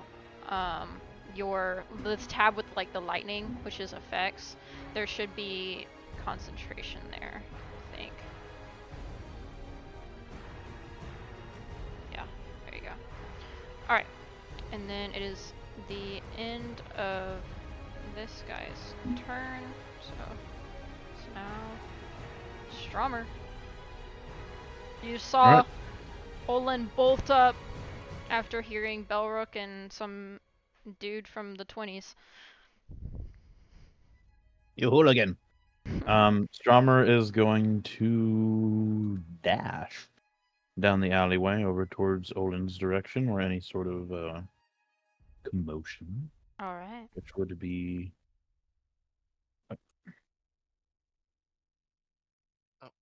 Bloop. And I end my turn. Alright. You got it. Alright. This guy is here, so he is going to 1, 10, move into Belrook's space. And he make attacks on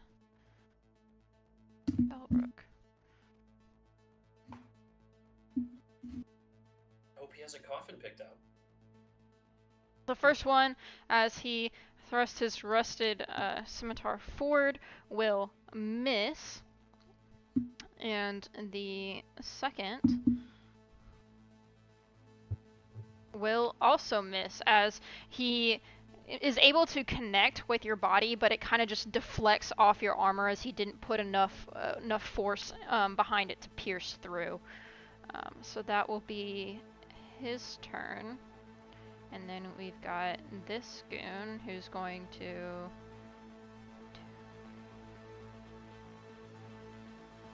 here, and he is also going to take some shots on Olin. So, make sure I targeted. I did. Alright. That will be first attack will be a miss, and second attack will also be a miss. As he's shooting, you're just able to slightly move your torso out of the way as the small crossbow bolts jetting past you. And then you're up with Marzius. So far, you have not been clocked as an enemy combatant, so they are not paying attention to you. So do with that what you will.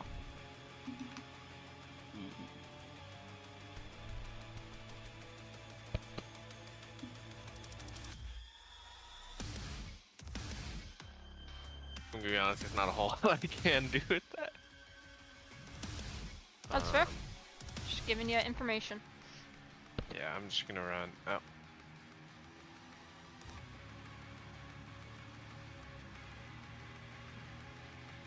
So I can do this. No? Ah, it's spacebar. And then you? Because that is within range, right?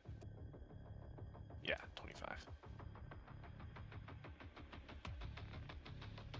Just melee.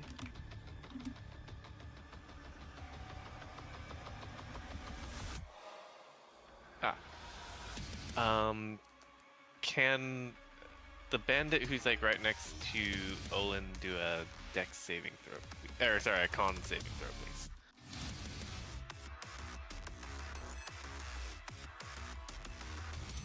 Actually, if I do this, does it?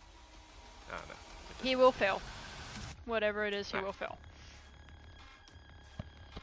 Alright. So frostbite. Alright. You shoot your hand forward and a bolt of frost forms into like a spearhead and strikes out at this bandit guy. And as it hits, you can see it takes him in the shoulder and pushes him back a bit. And he takes the damage. Alright. Anything else? Oh.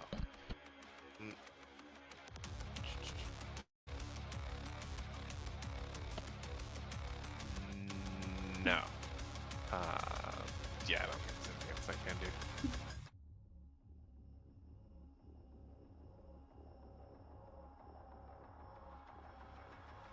Alright. Bandit will appear and make his own attacks on. Oh, whoop. First one will manage to just miss as he arcs right in front of you. It almost catches your shoulder, but you're able to dodge out of the way and just hear the chink of it hitting your metal breastplate, and then or chainmail. It's not breastplate. Second one will be a natural 20, as it seems as he made that attack, he was planning for that dodge, and he just upcuts straight, almost to your neck, but is able to just cleft right into the very top part of your chest plate. And you will take. Yeah. It's getting demolished. That guy. Oh shoot! I only rolled. Let me roll.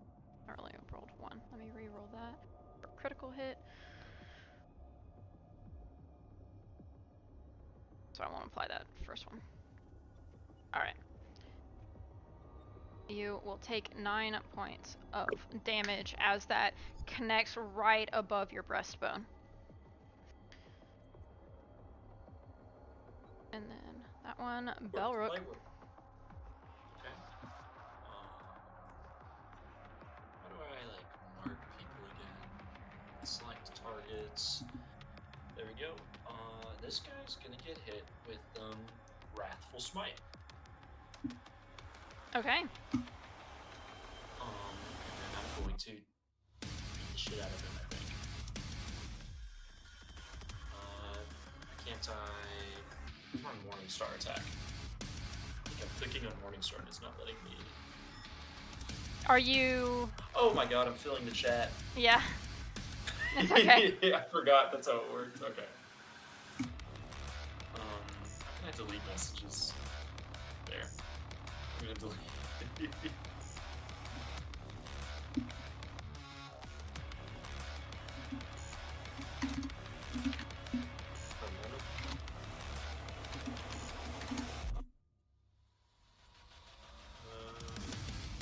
Sorry. Oh, you're good.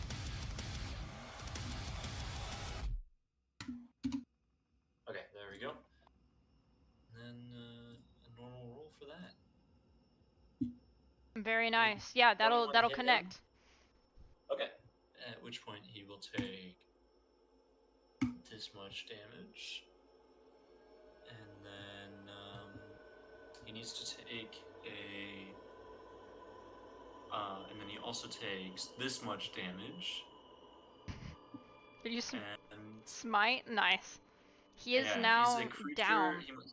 Oh, he's dead? He's down? Yeah, you crash your blade into him, and like full Witcher style or Skyrim style, you like hack once and you keep the movement going, and it just hacks through his body. Hack through him with a Morningstar? Alright. Yeah, there's just a huge like gaping hole in his in his stomach. Yep. He was and he's frightened of me too. All right. You'll have to use your foot a little bit to like nudge him. He's frightened of you beyond this mortal realm. You have to use your foot to nudge his body off of your mace as it's like impaled and stuck into like his rib cage. Okay. And I'll happily turn to the next guy and just see where he wants to go from here. All right. Is that then end of your turn? Yep. All right. I'm gonna do the... Yep, there we go. All right. This goon. All right. This guy is going to also make attacks on you, Belrook, but he's going to do so at a distance, just seeing his friend completely demolished. He's next. And the first one will hit as you are still like freeing your mace from the ribcage of this now dead bandit. One connects in the top right of your, like just under your collarbone. One bolt does. And it will deal 9 points of damage to you. And then he will make his second attack.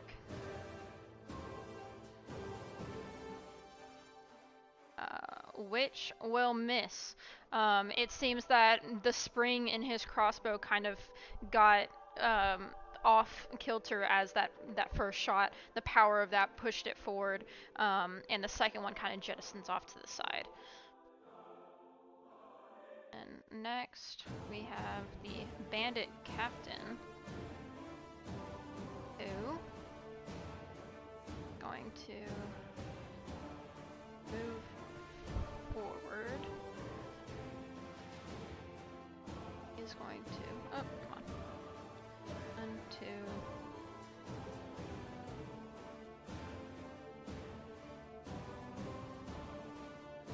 Alright, and he is going to throw 2 daggers out at Marzius.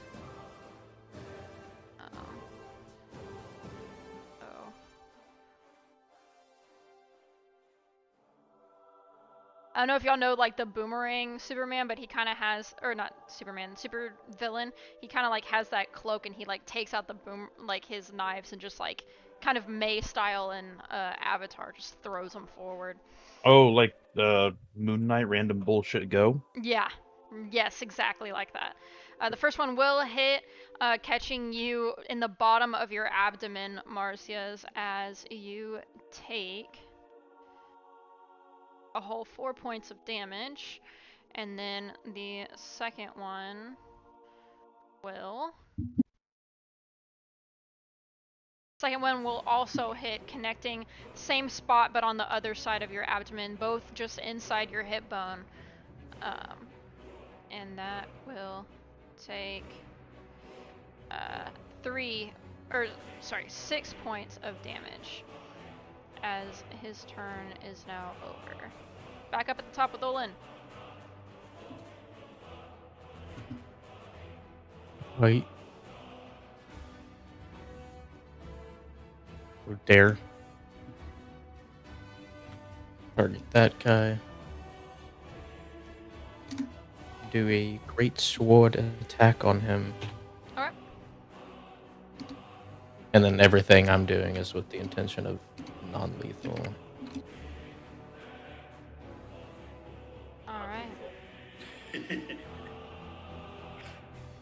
Different strokes for different folks. To be fair, it's kind of hard to non-lethally smite someone. Alright, that will sadly miss as you're going to first strike this individual in front of you. Imagine it like as I come down with the swing, it's like the Key and Peele skit where he's just like, is this guy crazy? Did y'all get me to fight a crazy guy? Oh yeah, I keep seeing like Warhammer videos. I think I sent you one, Andrew, about that. God has chosen me for this fight. You saying God has chosen him? Yep. Alright. Acid, I guess. Alright, this bandit will step forward to you and make some attacks.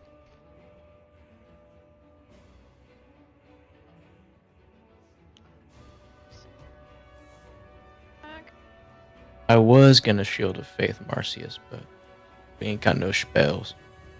Alright, the first scimitar hack will connect with you, catching the flat of it, just catching you as surprise in your ribs and probably doing landing a few bruises on you.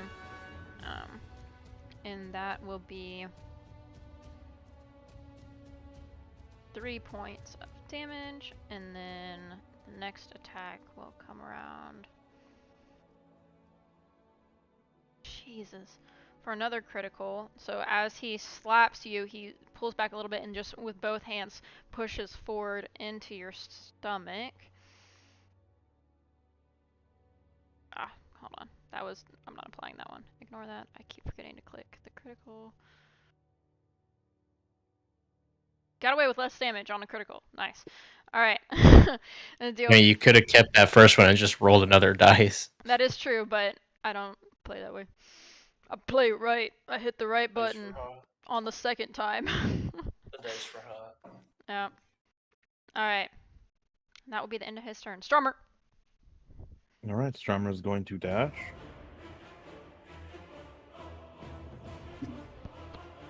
Alright, you come into the middle of the street. You see Margia's tangling with this gruff human man. Both Belrook in the distance and Olin right in front of you are in combat with these like greasy dwarf guys that have just got stand all over them, and both of them look to be pretty injured. Marcius looks okay. All right. Well, Okay.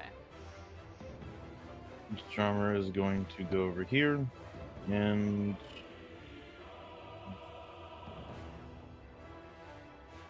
Should have taken a different job listing.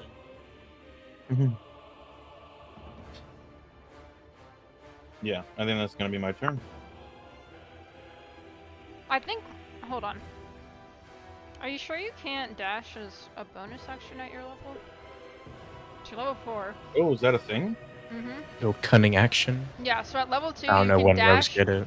Dash at level 2, you can dash, disengage, and hide as a bonus action. Oh, So you Dope have your rogue action right now if you wish it. I can put it back on your turn. okay. Let me.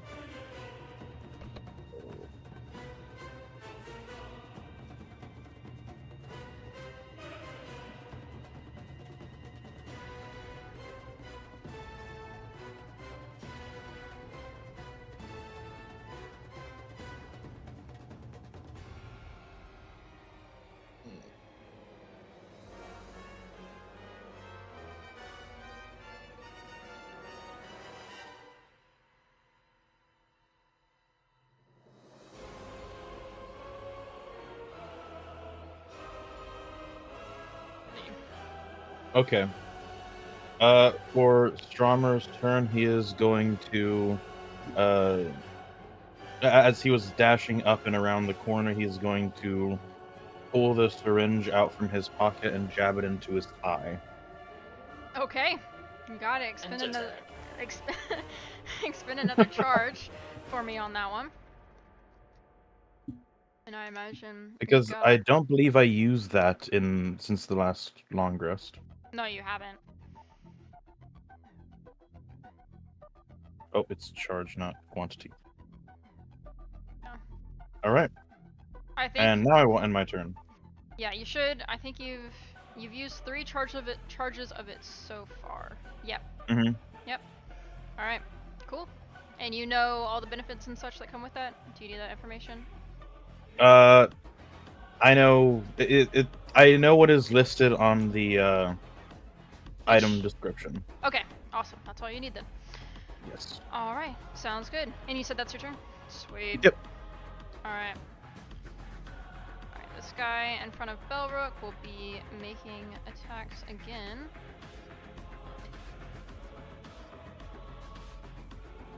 First one will hit. Deal 4 points of damage. And then second one also hit. Jeez, I'm really hot. Okay, watch, I'm gonna roll hot on these guys out here, and then inside I'm not gonna be able to roll for shit. Have you considered stopping rolling hot? I can't control it, it's automated. Sorry, and this is all on stream. If you don't believe me, go watch it. Alright, and this is the end of his. Hey, I just see a bunch of question marks. Pull up Twitch, man.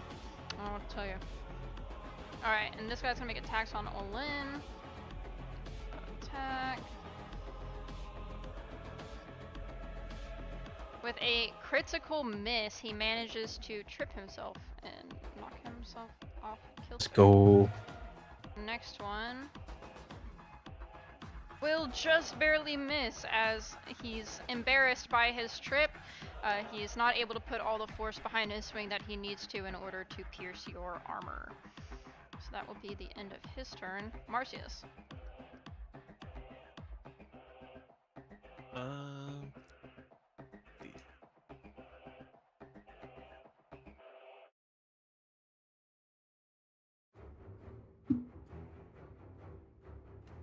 is that though? That's fucking 150 feet. Okay, I cannot get there. Let me double check. Sometimes it does the sizing weird. On the grids. Yep, nope, that's accurate. It's distance 5 feet per unit.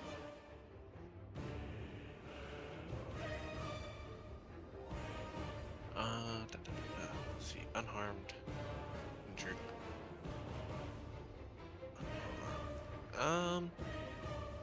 So I'm gonna wait. I do have to. Yeah, cool. So I'm just gonna walk over here. Target this guy. And cast Primal Savagery.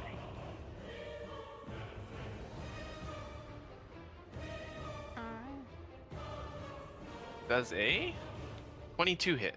Yes, it does. Nice. He shall take 2 damage. Damn. Nice. Damage is damage. That's all that That's true. matters. Alright. Anything else, Marcius? Then, where is it? Oh, no, that's an action. Never mind.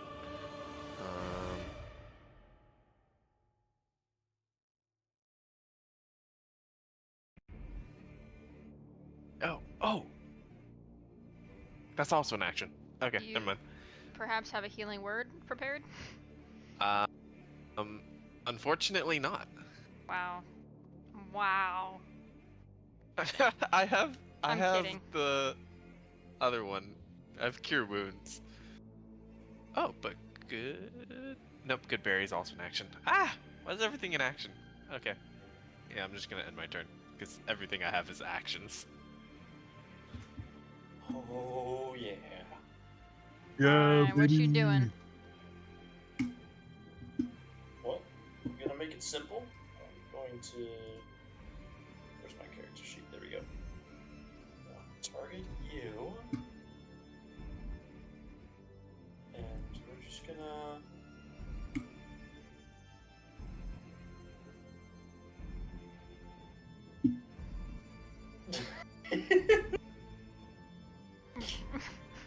Alright. Okay. Alright. This bandit Just gonna here. sit here and take it, I guess. You're gonna like it too. I'm kidding. Oh. Alright, he's gonna fire his crossbow bolts. First one is gonna miss. Yeah. The 10. Second one is another critical hit. I'm not even joking. Bro made him mad. Yeah. Throw these digital dice out, man. Get a new set. Get a new set. These Put 'em in damn dice pixels. jail. Sorry, they're my rudest dice. No can do. Alright. That'll be its turn. You can't make that concentration saving throw. The dude you're concentrating on is dead, so it doesn't really matter, but do what you The will. concentration was Wrathful Smite for 1 hit, so. Yeah, it's that's gone what I'm now. saying. Like, you can just break it if you want, because the dude's dead. I don't know why the game holds on to it. Alright, this guy is going to attack Marzias.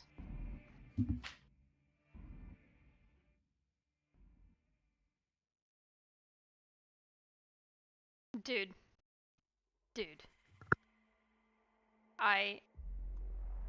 I'm not even joking anymore. Here, look. Bruh. I'll put it in the... Alright, so that's gonna be a critical on Marzias. Ooh. Okay. This is fine.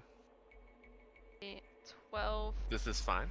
points of damage. Rolled max damage. Well, not slightly lower than max. I rolled a 6 and a 3, I think. Yeah. And then second attack.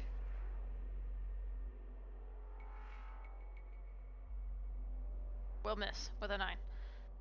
Alright. And at that, we are up with Olin. Alright. Same thing. Gonna swing at this guy. I'm to make another meme.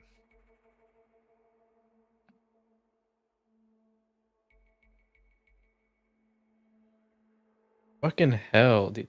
Even I was rolling like shit last session too. I'm done. My turn's over. Maybe you need to redo your dice. Maybe you need to make them a different color. I'll trade digital dice with you. Okay. I'm sending them through Your the digital matrix. dice with these fucking bandits. Yeah. Alright, this one will be going forward.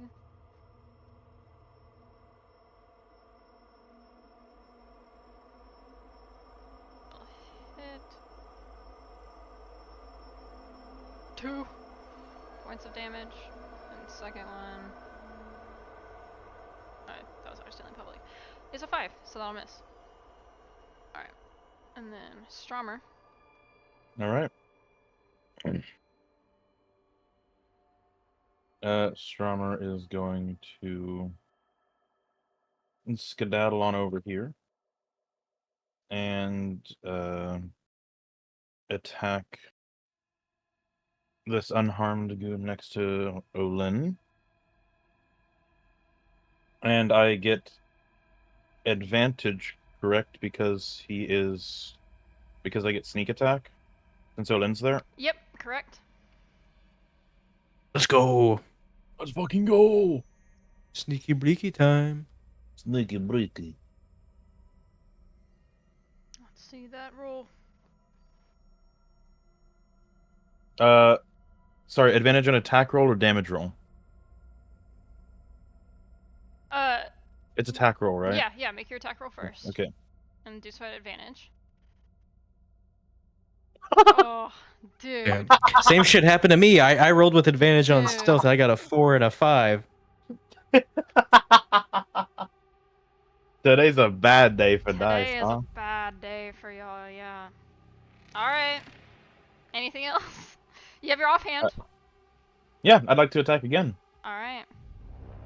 Sadly cannot do so sneakily, because Yep. he now knows you are there. That will hit.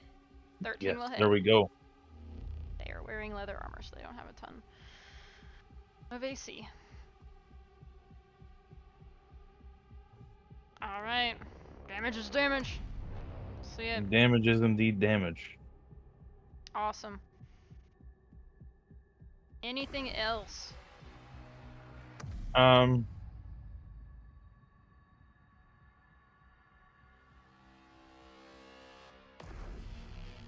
so those are normal cantrips, which means they can't cast them on bonus action, which means I'm good. Okay. You got it.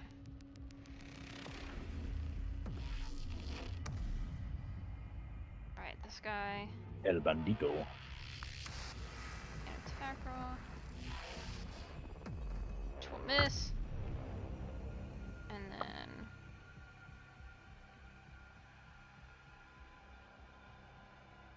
Alright, that's gonna hit.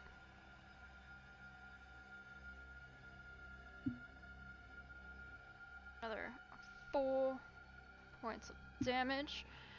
And Rook has then... been knocked unconscious. You picked a fight, man. 2 nat 20s on me.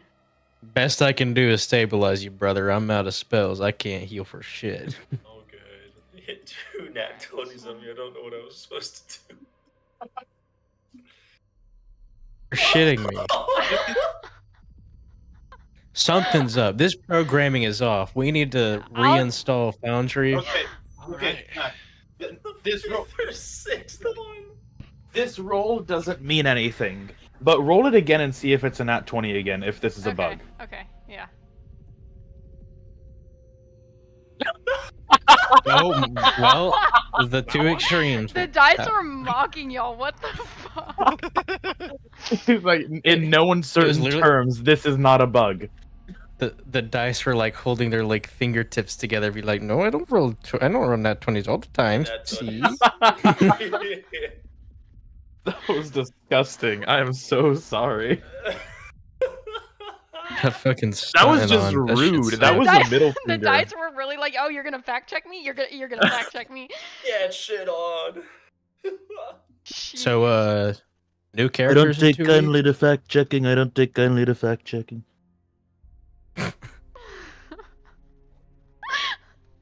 Fake dice. That's what I like to say. Fake dice.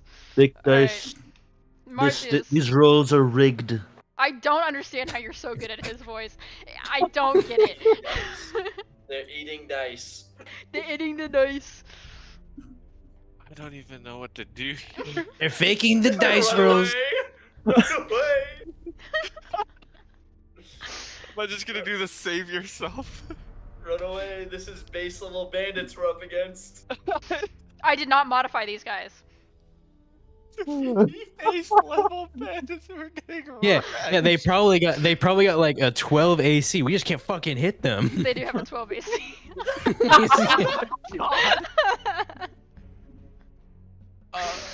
I have a +1 greatsword for Christ's sake. Y'all's characters need a nap.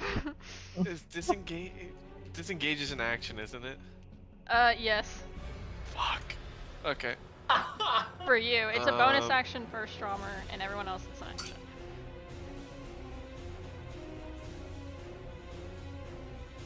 Okay.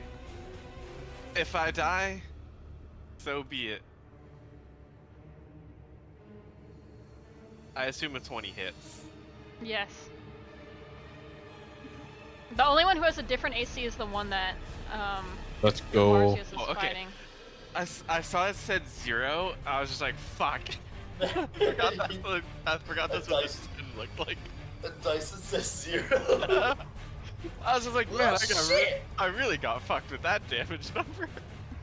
Yeah, you don't get anything. You thought you hit? Nah. You have a 10% chance of just hitting but doing 0 damage. Yeah.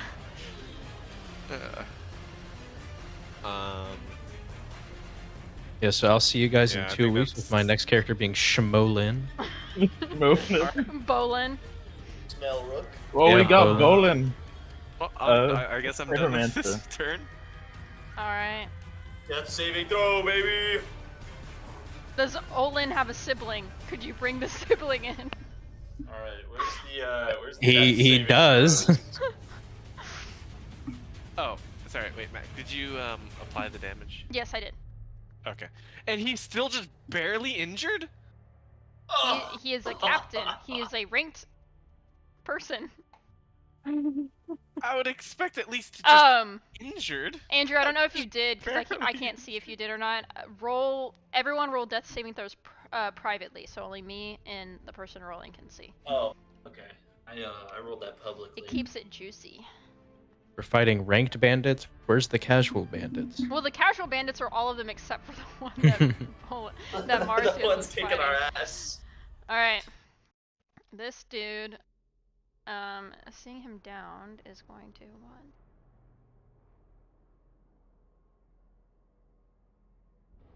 Honestly, fuck non-lethal. We're killing them. That Fuck turned these around bitches. quick. They hurt my feelings. Okay, what's the range on this? 80 feet? Alright, I'm good. Dude, it's so funny though. That always happens. Like even in like campaigns we play in the past where there's like a like pseudo BBEG and we're like, all right, we're gonna like apprehend them like for questioning, and then they piss like there's some magic user and they piss us off and we're like, all right, now you're fucking dead. Yeah. No, even in that and in Erosium Part 1, any like actual like enemy that was supposed to be like legitimately dangerous and scary you guys fought, y'all wiped the floor in like 3 rounds. But then it was the random goonsters, like random skeletons in the closet that would always like give you guys trouble, and it was, I don't know, it was so funny. Alright, both of those are gonna miss you, Marcius. Now it's the Oh, bandit thank God. captain's turn. It will be Nat 20s. back in. That was a... I didn't mean to roll public, but whatever. That's gonna miss. I'll just roll these public, whatever. I mean, you can see them if you're on the stream anyway, so it doesn't really matter. That'll miss, so 9. I like to keep it juicy, so then when I hear you go, oh. I Okay, know. fair enough. Fair enough. Alright, Olin.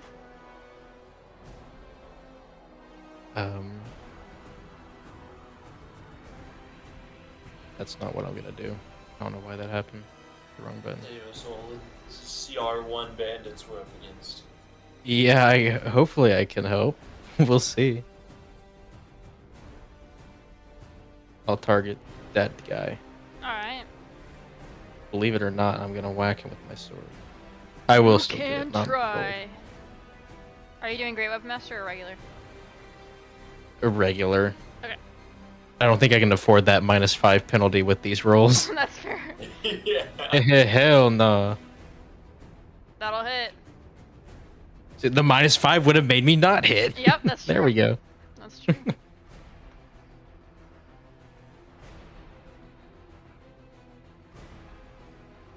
Alright. 9 points of slammage. He is now dead. Oh, Now you get another. Oh, no, you didn't. Here's where the Great Weapon Master goes into play. Now I Yep. can do bonus action against this guy. Yup.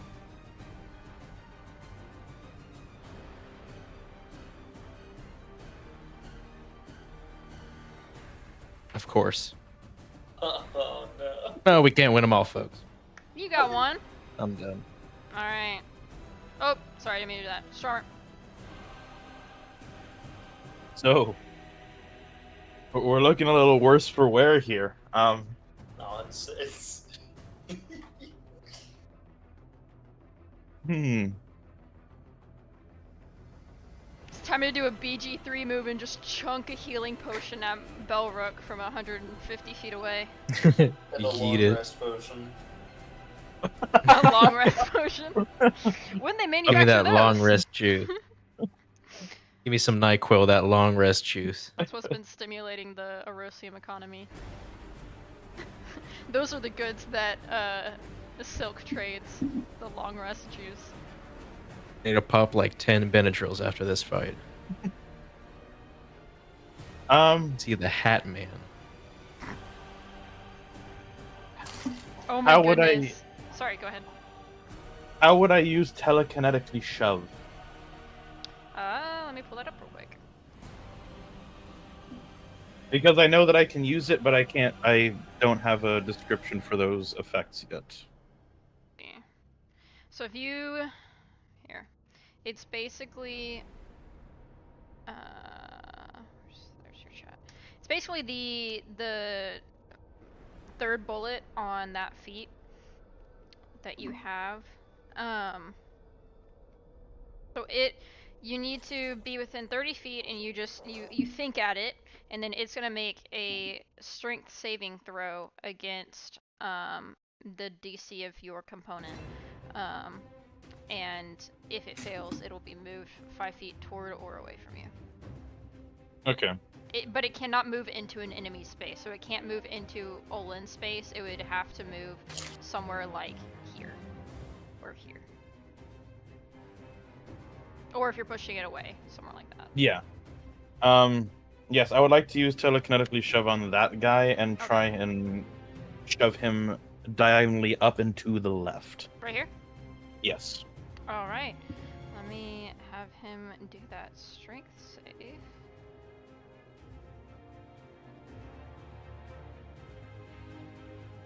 Which is a die 8 plus my proficiency bonus. Yeah, I think that just fails outright because I can't get that high of a number. Well, no, I think it's different based on your component. Let me see. Here's I'm in your inventory. Sorry. So, maybe it's in your. I should have put it on there though.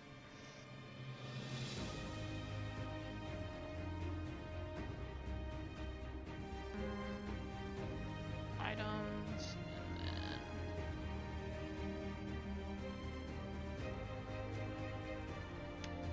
then what is? You should have a DC on your Diakopus, like base thing. Where would I see that? I'm looking. Okay. If I didn't include it, then that is my bad, and I will include one. Okay, yeah, go ahead. What's 8 plus proficiency plus dex? Because that's the skill that your base Diakopus enhances. 8 plus my dex? 8 plus dex plus proficiency bonus, so 8 8 plus plus 6, 14. Plus 4. Yeah, Wait, is it saving throw or is it? So I'm trying to determine the DC. So the DC starts at 8, then you're adding your dex, which is plus 4, so that's 12. And then you're adding your proficiency bonus, which is plus 2 Yes. right now, so that's Yeah, 14. So 16. he still passes. 14, yes. Yes.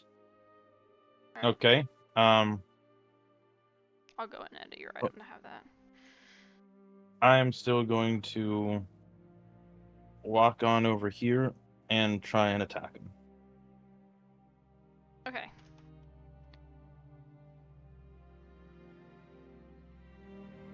Alright, you're doing this with your offhand? Yep. Alright, you get advantage on this one because it's your first attack.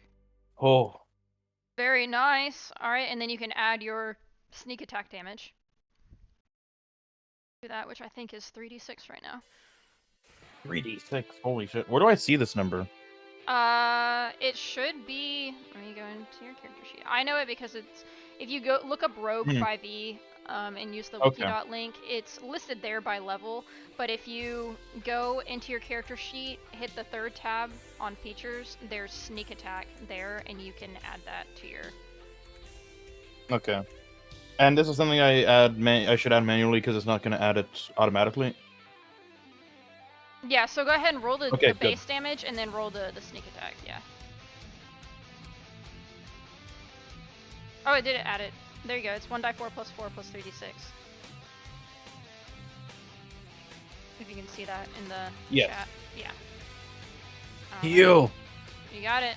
He is I now... take it back. These dice are not rigged. They're the best dice.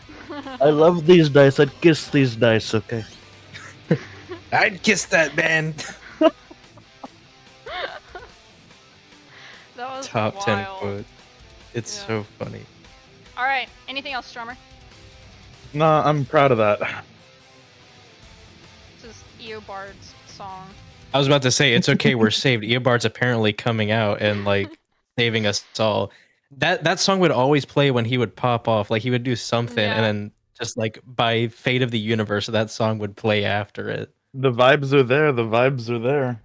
Alright, this guy's gonna make attacks on Marzius with the crossbow at disadvantage because he is going to puppy card Belrook. Advantage.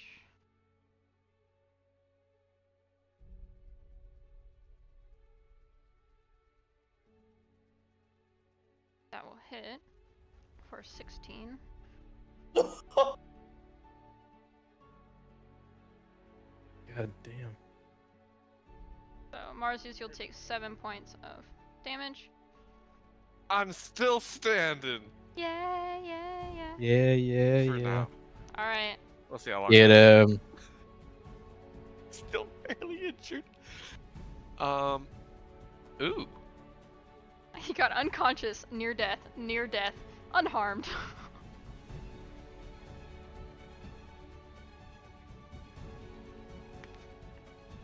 You're targeting the guy in front of you? Yes. Alright.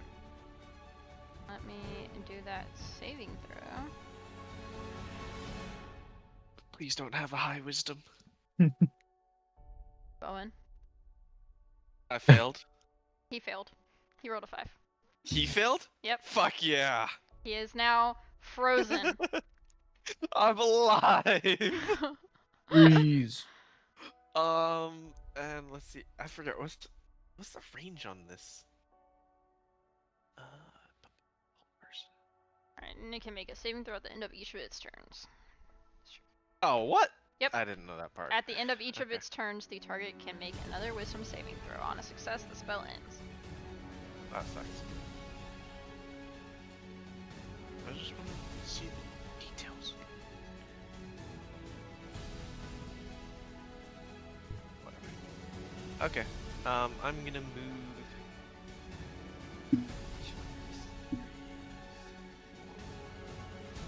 5. Actually, let me make sure that's actually within the range of this. 'Cause I don't remember what the I don't know if there is a limit.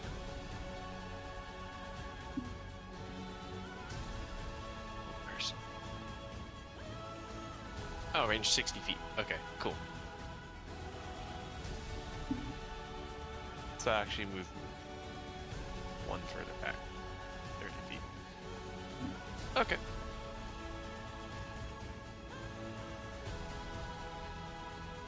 Alright. Oh yeah. See that death saving throw. Can I do a blind jam roll? If you want to do it blind, you can. You don't have to. You can do it private.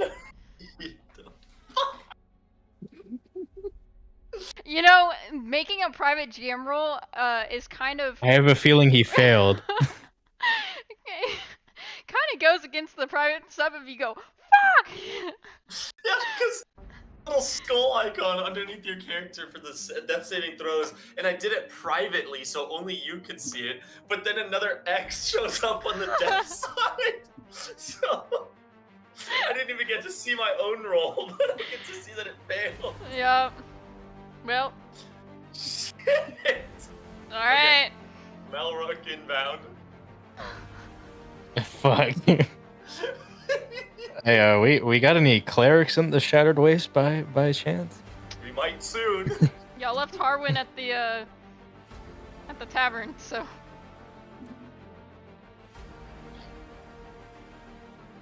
You go grab Harwin, but.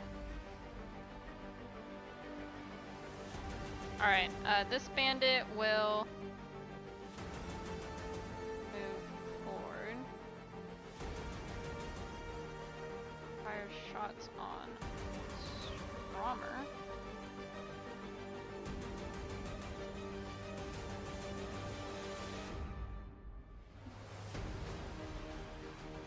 First one will miss. Second one will hit. 16. My AC's 18 and they fucking downed me. They got insane rolls. Like, that was not the norm. Alright, and then this guy is going to make his wisdom save.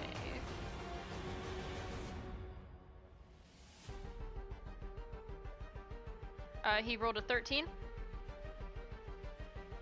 Bowen, what's your save DC? Oh, yes, sorry, I forgot. 14? Alright, he is still frozen. All in.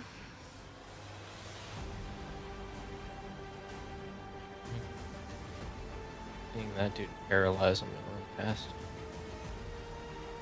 Taking the dash action. Yo. And then I'll pop a healing potion. That's my Okay. bonus action. You got it.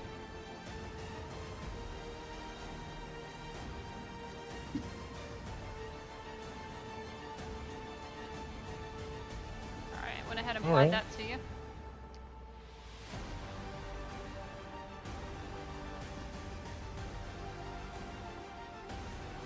Alright, Strommer. Well, I want y'all to know, right now you're at 69% of the way to level 5, so that's nice. Well, Nice. can't level up if we're dead. No. Speak for yourself. I'm almost dead, man. I'm one dice roll away from actually beating. I'm making my way there. I just love how the sequence of events was whistling, badly whistling, saying, "Oh yeah, what you gonna do about it?" and then dying. Getting knocked the fuck out. All right, Strommer, what we doing? I feel sorry for the guy who approaches me first. Died. Well, the first guy got wiped out. Yeah, oh yeah, that's fair. That is Yeah, fair. R.I.P. that guy. He held up. Guy, though, Yeah. I am. You automatically have advantage on the guy that's closest, the captain that's closest to you, because he is held. Okay. Something I've never been. How much of a Oh, and I heard that. I was hoping somebody did. It was too good of a joke to just go completely unnoticed. Mm-hmm. I would like to activate my trap card and use my bonus action to activate Glyph Chant Quicken. All right. Oh. And I'm gonna be Your a trap little bit more card. speedy. Yeah. I need to get that extra 5 feet. Come on. Yeah, that's fair. And I'm gonna get the stab on the big man. All right. I hope that's the idea. Do so at advantage, and if you hit, you will get your sneak dice. Oh, You hit. You hit. Make sure to target before you roll your damage. I'm not shit. Here we go.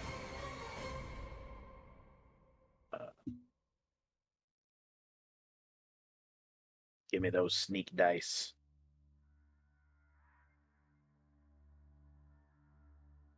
And actually, hold on. Let me check one thing. Hold. That sounds good. I like the sound of that. Hold. Uh-oh. It is, if I'm correct, it's good in y'all's favor. Okay.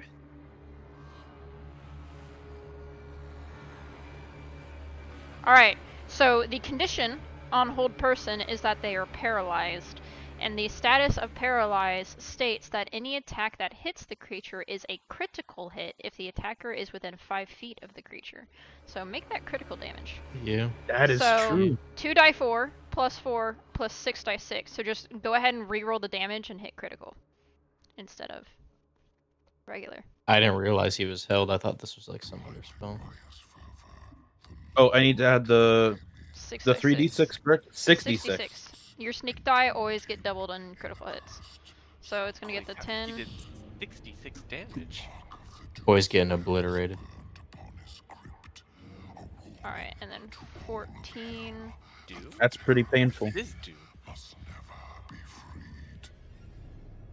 Why is alright. Smog whispering in my ear? Yeah, for real, yeah. Benedict Cumberbatch? 43, subtract 14. 29. Alright. Badly injured. That's what I like to see. That's what I like to see. Very nicely done. Anything else on your turn? Don't believe I can do anything else because I use my bonus action to get speedy. So I think I'm good. Alright. Bandit is going to fire some shots at Olin. Let me check the distance because that might be a disadvantage. That is a disadvantage. Alright, so he will do attack.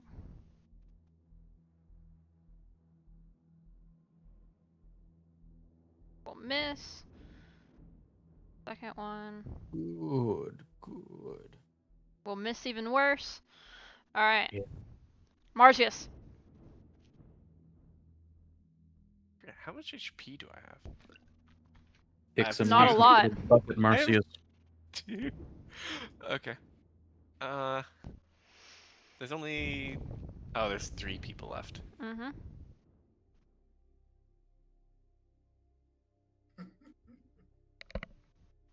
This is not amazing. Okay. Oh,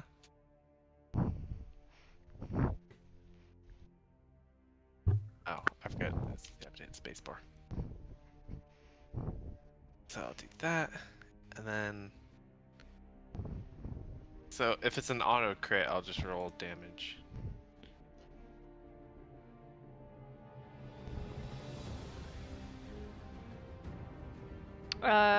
That you didn't target the guy. Oh wait, no, you did. Oh, is he not? Oh, okay. Yeah, it's well, no, you still need to attack him. It's just if the attack hits, then you get critical damage. So you still need to roll an attack. I'm gonna miss somebody who's paralyzed. Okay, I got a 19. So, do you want me to re-roll damage or? Yeah, go ahead and, or you can, if that was critical, we can just apply that one. Okay, we'll just apply that one. Okay. Damn, he's still alive. I really thought he would die from that. Okay. I don't have anything else I can do.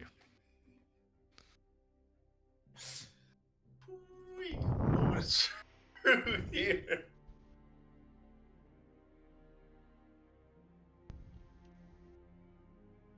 I need my anointed dice or something. Mm-hmm.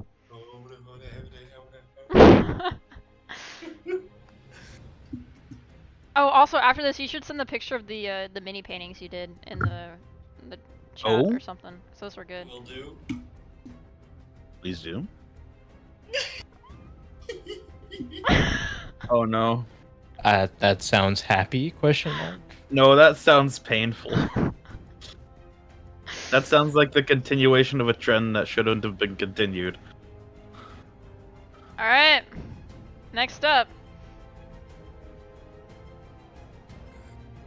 We've got Bandit in front of Olin. He's gonna step forward. Make his attacks.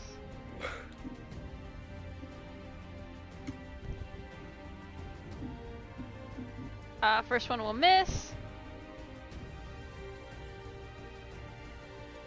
Second one will hit. 16.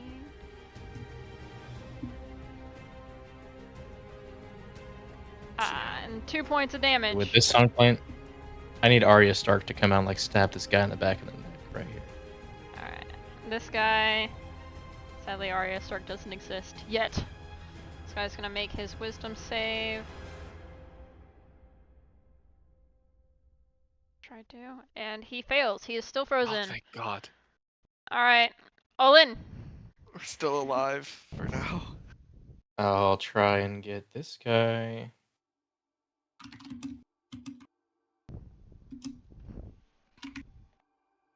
Fucking hell. Seems like he won't get. That's fucking unlucky. I'm sorry.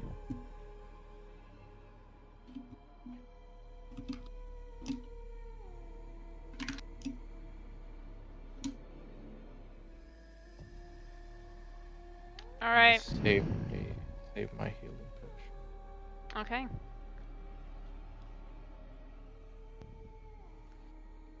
I forgot we had healing potions. I should have used them. Okay.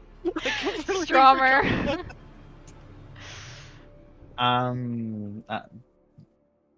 If it ain't broke, don't fix it.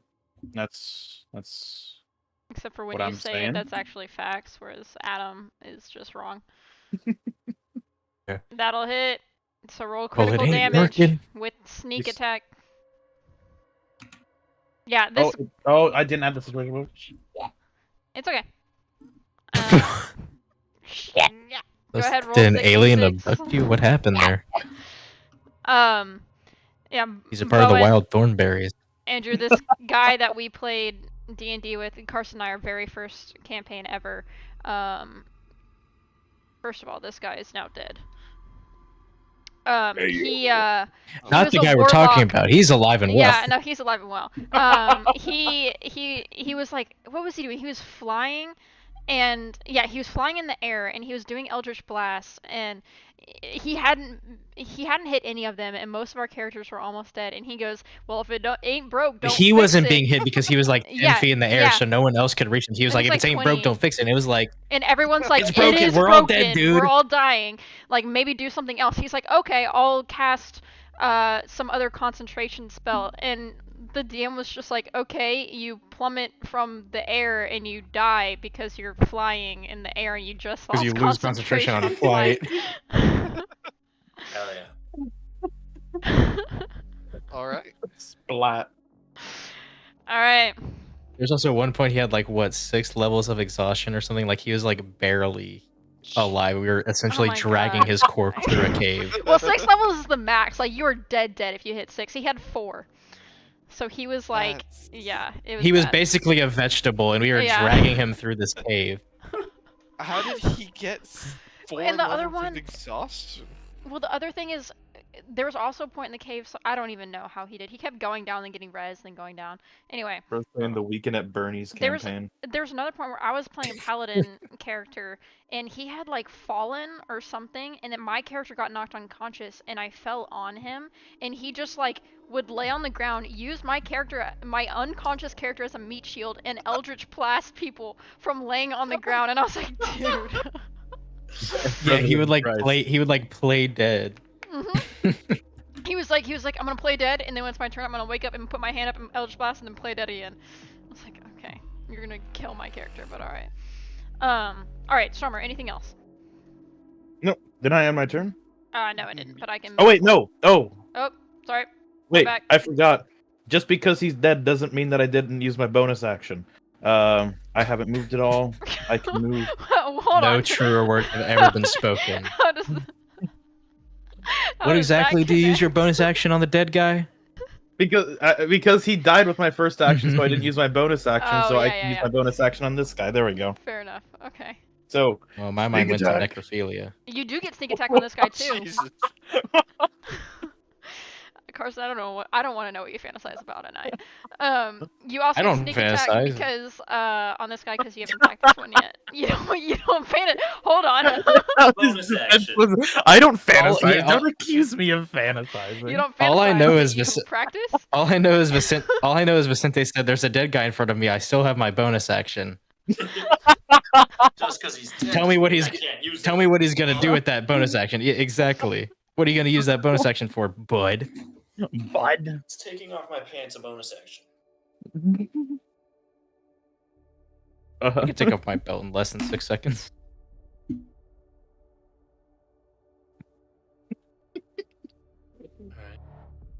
Alright.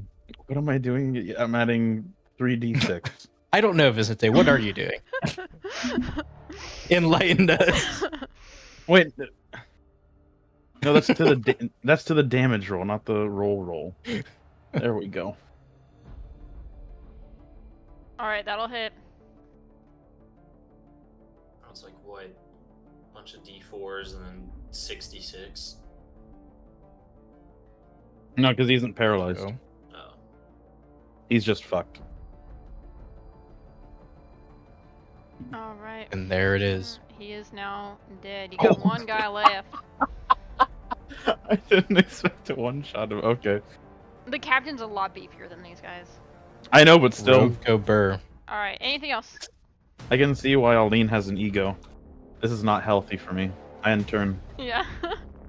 Dude, the amount of fucking damage Aline does is crazy. It's so ridiculous. The amount of die that you're on screen sometimes could act as a fucking. She'll get a blindfold. crit and then it's like, oh yeah, 60 damage from like one knife stab. Excuse me? Oh.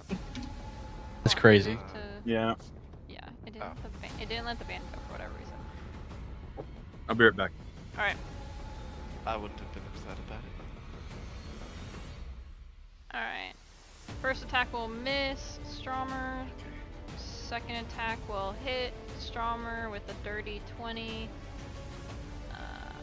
Full, so it'll be 7 points of damage. Alright. Argus.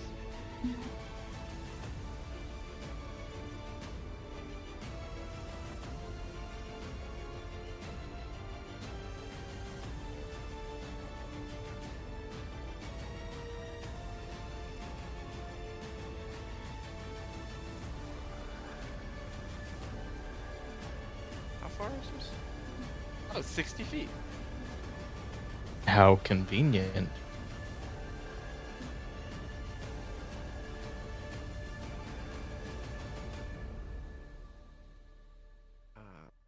Yes. Fine. Alright. But creature and boss Oh, when it's cast gonna be muscles. 5 feet. Okay, it's gonna do dex save. Not as mercy. Sorry, give me a second. I need to fix the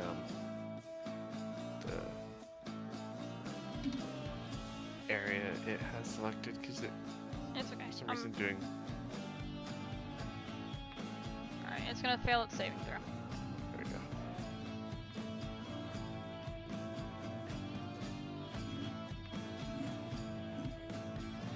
Cool. So it takes 1d8 damage. See, if I target you, I can't tell if that's targeting you or the. I think that's targeting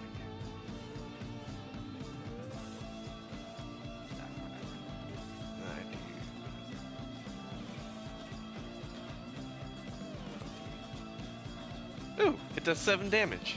Nice. Alright. Anything else? I moved. That costs an action. I don't know. Yeah, that's it. I don't have anything that does bonus actions. Alright. All in. I'm gonna dash there and end my turn. Alright. Stromer. Timing. There we go. Okay.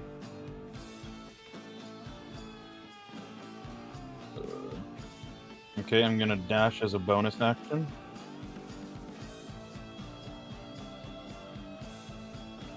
And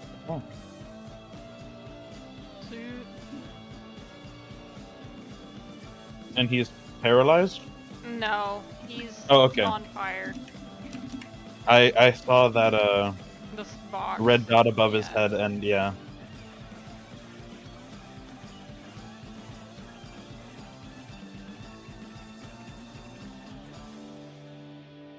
I presume that's a miss.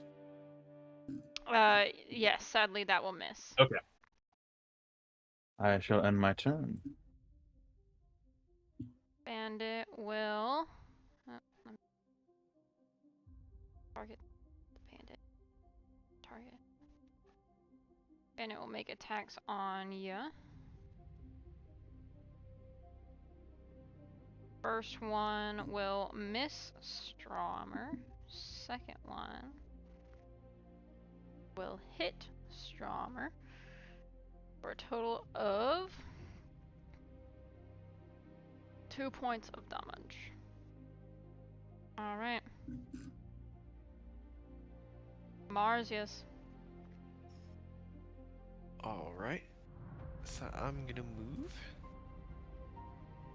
35 feet. 35 feet. And frostbite. Oh, could he do a DC 14 Constitution saving throw, please? Yeah. Make sure I'm focusing on him.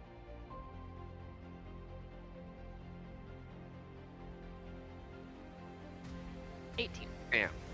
Okay.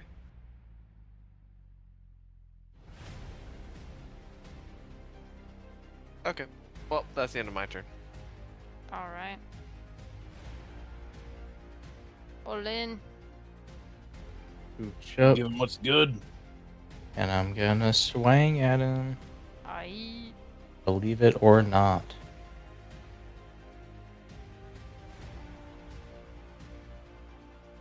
Oh, so close. What do you mean so close? That's a 25. So close to a crit. Oh, okay. Sorry.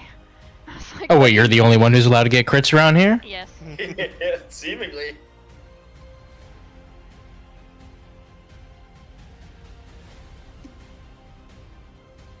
Alright. And he is now down. You guys have fun. I'm gonna just do a little... Heyo.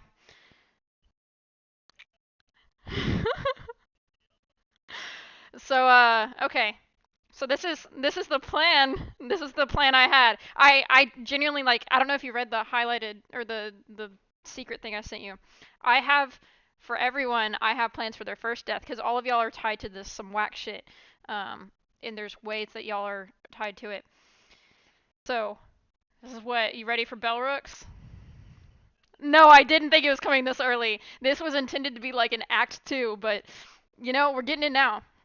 Alright, so Belrook, upon dying, he's slowly like enveloped in this like deep darkness, and it's cold, and for a while it seems as if he's just in a void, and then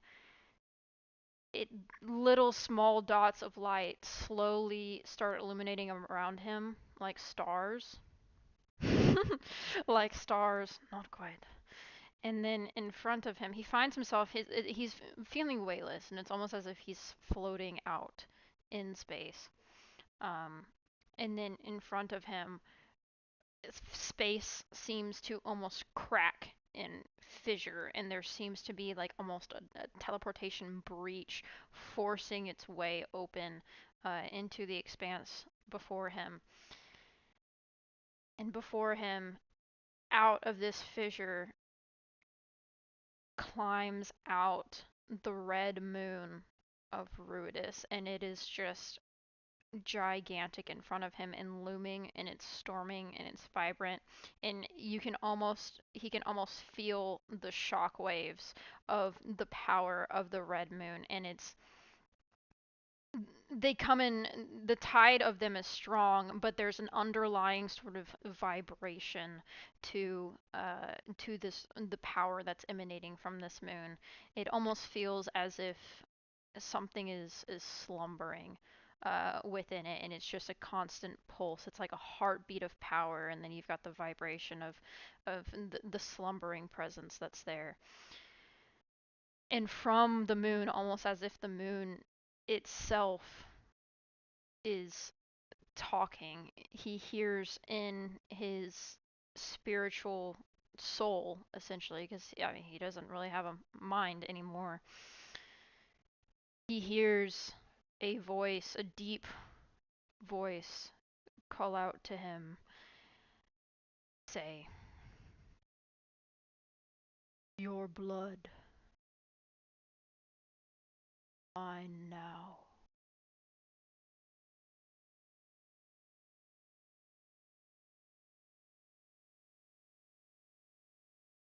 Your blood is mine now. And then he goes,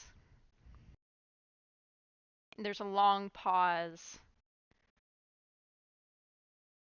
and he goes,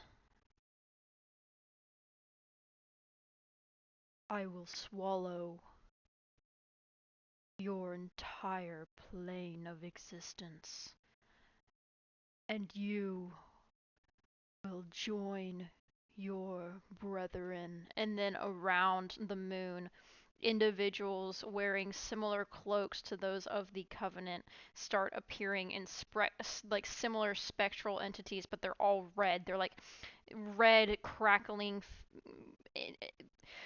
humanoid looking individuals, but you can't make out facial features. You can't point to someone and be like, "I've served on the wall with them," or I've done cleaning duty with that guy, or that guy was my commanding general. You can't tell who they are, but they're all these like sort of ghastly, ghostly individuals that are crackling with the same red energy of the red moon. And you start to feel all of their presence just pushing on your brain.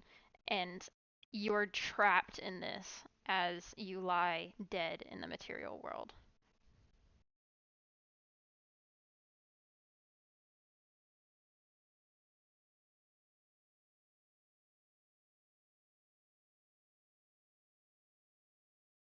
You can try to do anything you want. What do you want to try to do? But yeah, you're currently like floating in space with. It's almost as if someone was. Have you seen Game of Thrones? You know the scene where the mountain like crushes Oberyn's head? That's kind of what it feels like. It feels like someone's like just pushing into your skull almost. But your skull doesn't exist.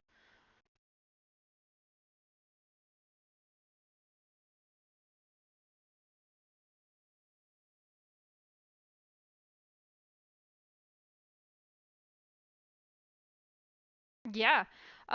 Go ahead and roll roll a wisdom or charisma saving throw for me.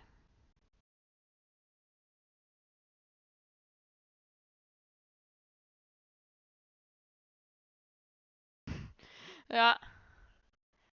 Uh Go ahead and do it blind.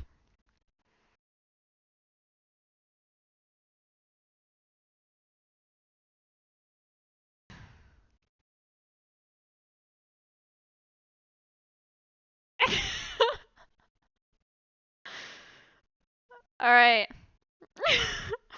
You go and you start to push back all of your willpower that you have left. You start to push back against this entity. These individuals that are almost, it's almost like a hive mind situation, and the moon is like the bee queen. You're trying to push back against this, and it feels almost as if by reaching forward in your brain to push them away, they've taken that as you've extended a hand to welcome you into their group. Um, and they take that and they pull you into it, and you start tumbling and tumbling and tumbling into the red moon. And as you break into the surface of the red moon, you find yourself standing upon the red moon's uh, landscape, and it is a shattered, barren desert. And now you're looking up and you can see the plane of Erosium before you across the expanse of space. You look down and you've become one of these red spectral entities like all of the others that appeared around you. You're now in this line. And you look down and you find, I'm going to send you an image real quick. But what you see is, you see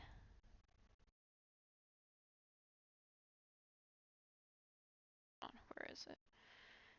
You see the plane of Erosium seems to be wrapping around with these tendrils of different colors of weave magical essence, and they seem to be tracing towards certain destinations. There's one in the south of Zarcadia, and then there's another up in the north of Selheim and of Caldori, the two other continents. There's one buried down in the wastelands of Caldori, like junkyards, and one down in the Phaetheria continent, and you start seeing these, and they're all, it's like nexus points of these where the weave is like um almost like emerging from or being drawn to. You can't tell if the weave is being sucked into these points or if it's emitting from them, but you know that they are focal points.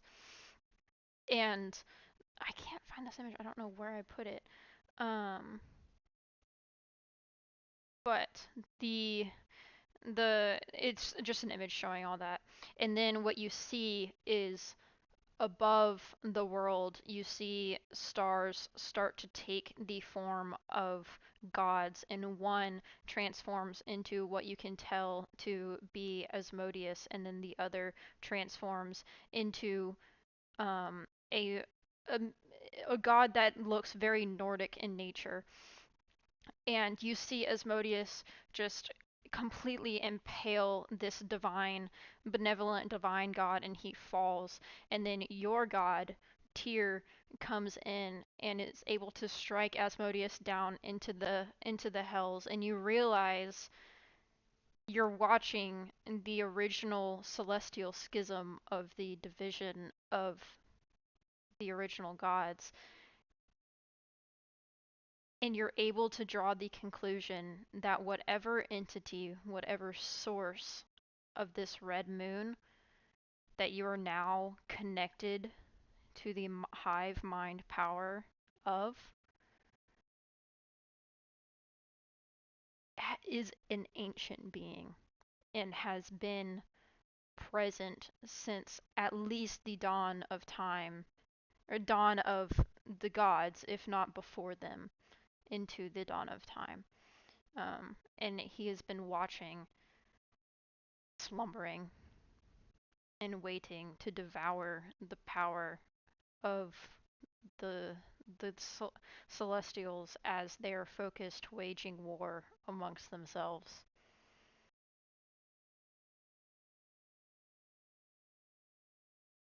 Mm-hmm.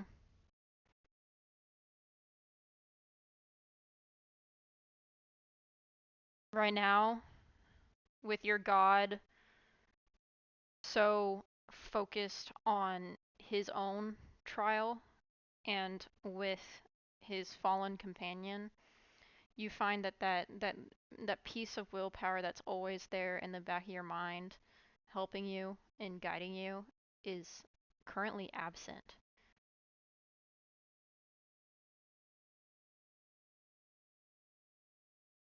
Sure.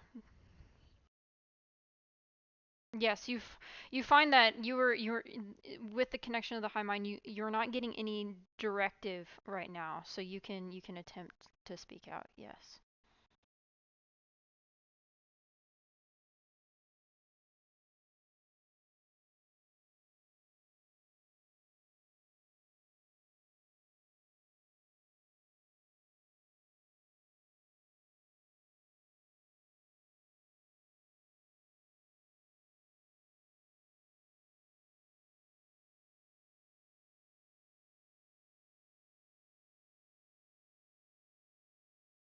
Mhm.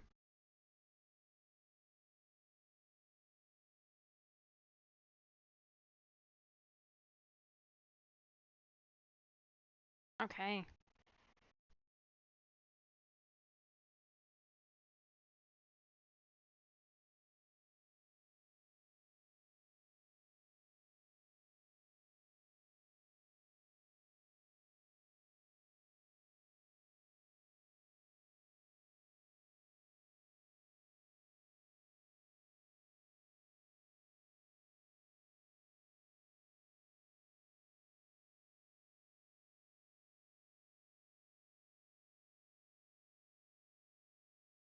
Okay.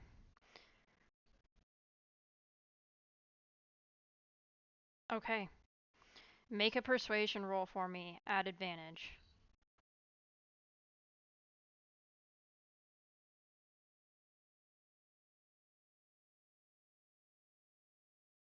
It's okay. It's okay. He, as he strikes down the Lord of the Hells, you see his helm turn towards you, and he just points. And that's it. That's all you see.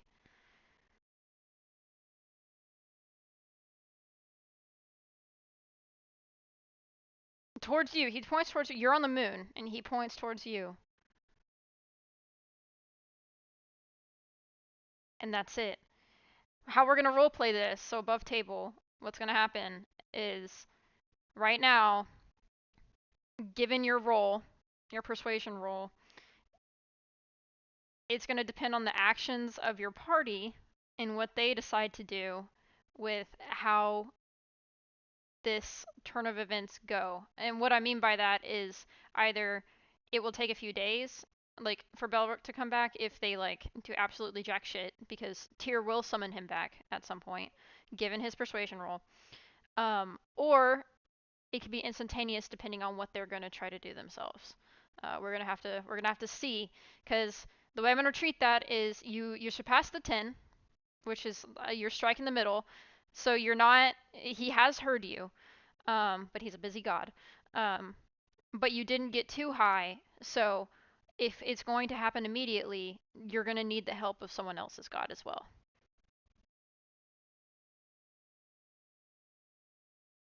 But you just got major lore that I was not expecting you guys to get at this point. So, there you go.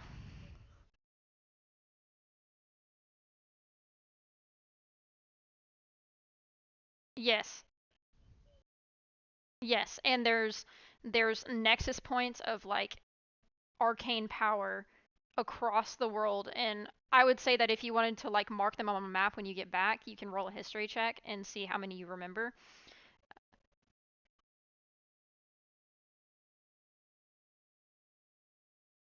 Mhm.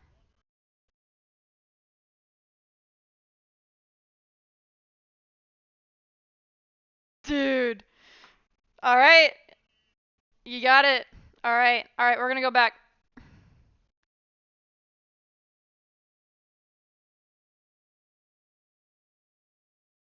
All right. So what you guys doing? You see Belrook after the combat. You see Belrook just out on the ground, bloodied and not moving.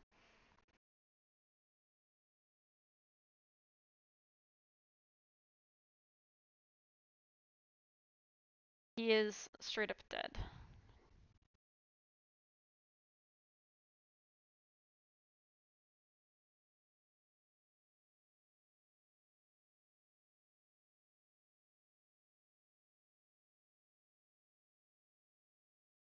Okay.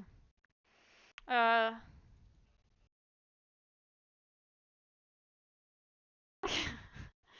Let's see. In combat.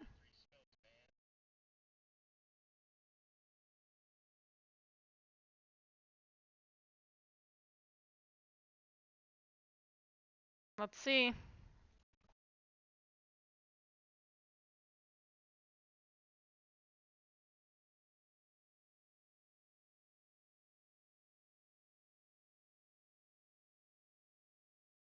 Well, oh, he would need to sleep to prepare. Actually, Bowen, on your level up, do you get an additional prepared spell along with additional spell slot? If you do, then I'd say you can get it.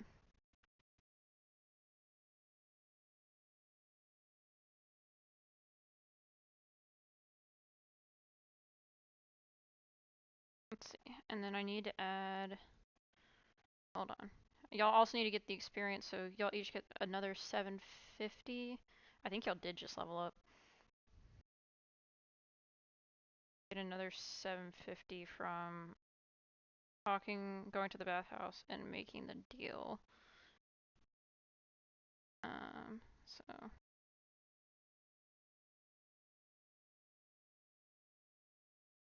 Alright, yeah, y'all leveled up.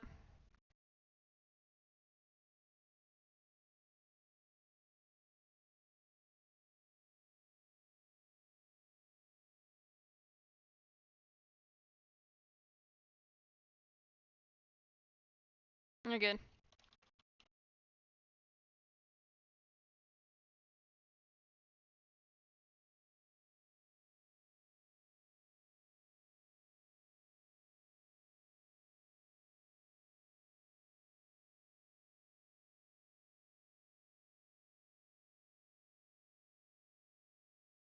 I thought everyone...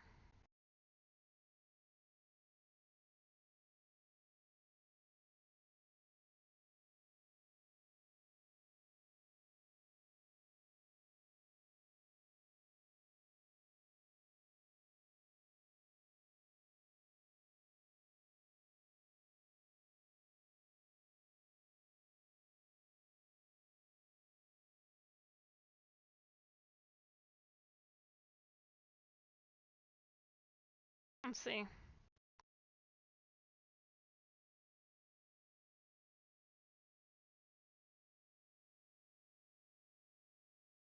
That makes sense. And we're like, I don't even know what level... Are we 9?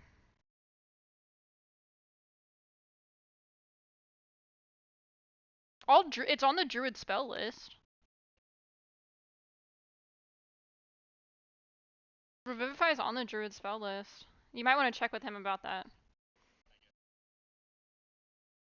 Alright, let me port it over for you.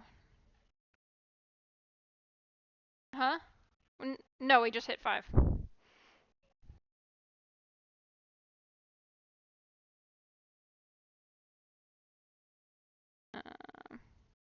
There you go, you should have it now. Let me know, y'all always let me know if you're missing any spells upon level ups, because sometimes it doesn't transfer over all of them.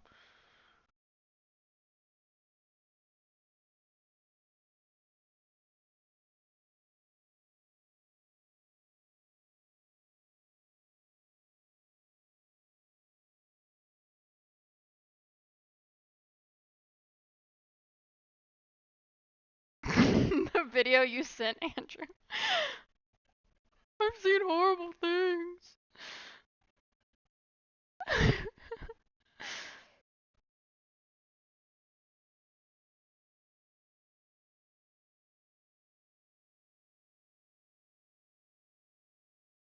Alright.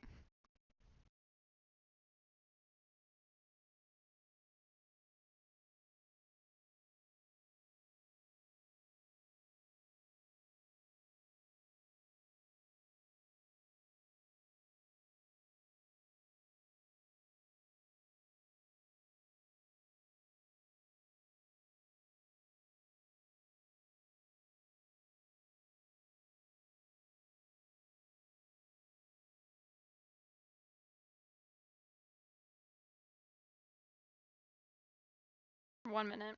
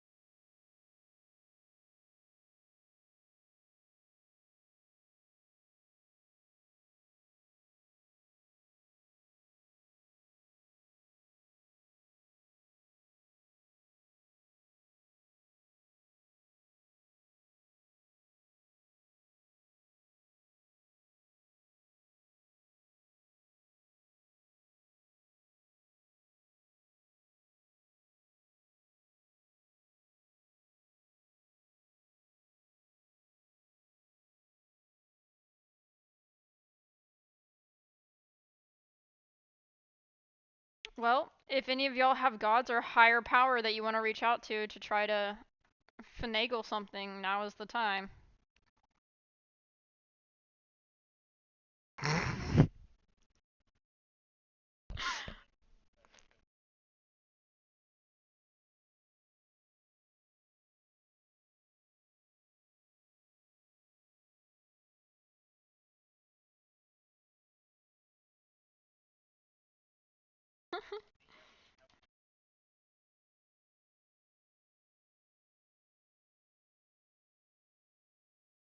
I'll say, um,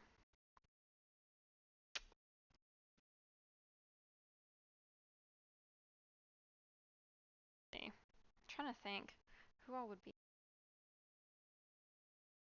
Um, there are probably a few temples towards the center of town, um, that would be in honor to, um, a few of the more like chaotic good gods and neutral gods. Um,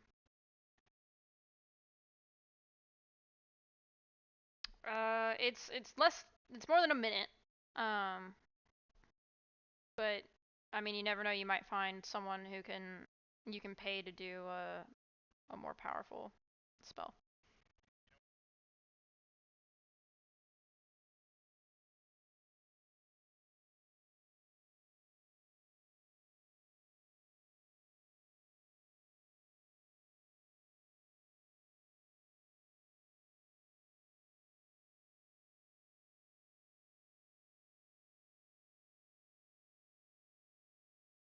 No, Bowen, no, no, no. That's just damage. Um, anyone who was in the area for for this yell would has left since the spite started. Yeah.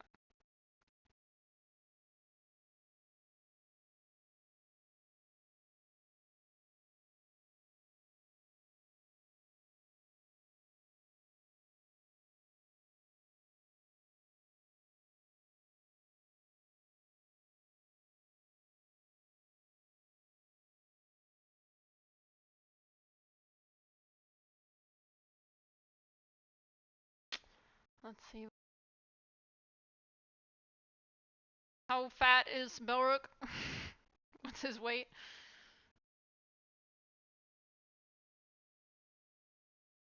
260. You would need help. Someone would need to help you. Okay. All right.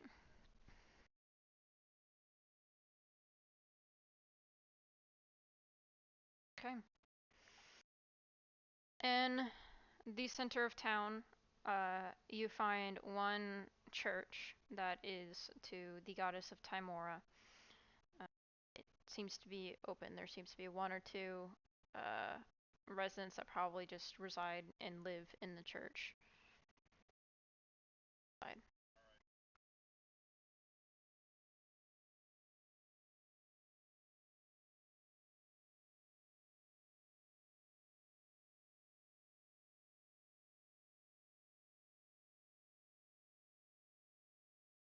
Someone instantly walks up and casts Spare the Dying on him, and then turns to you all and asks, "How long has he been dead?"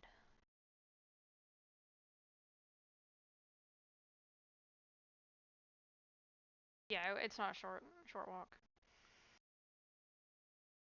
Right. Um.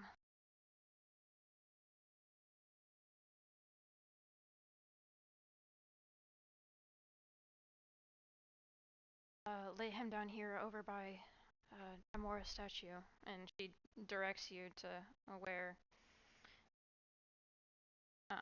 Let's see. Hold on. I am doing some research right now.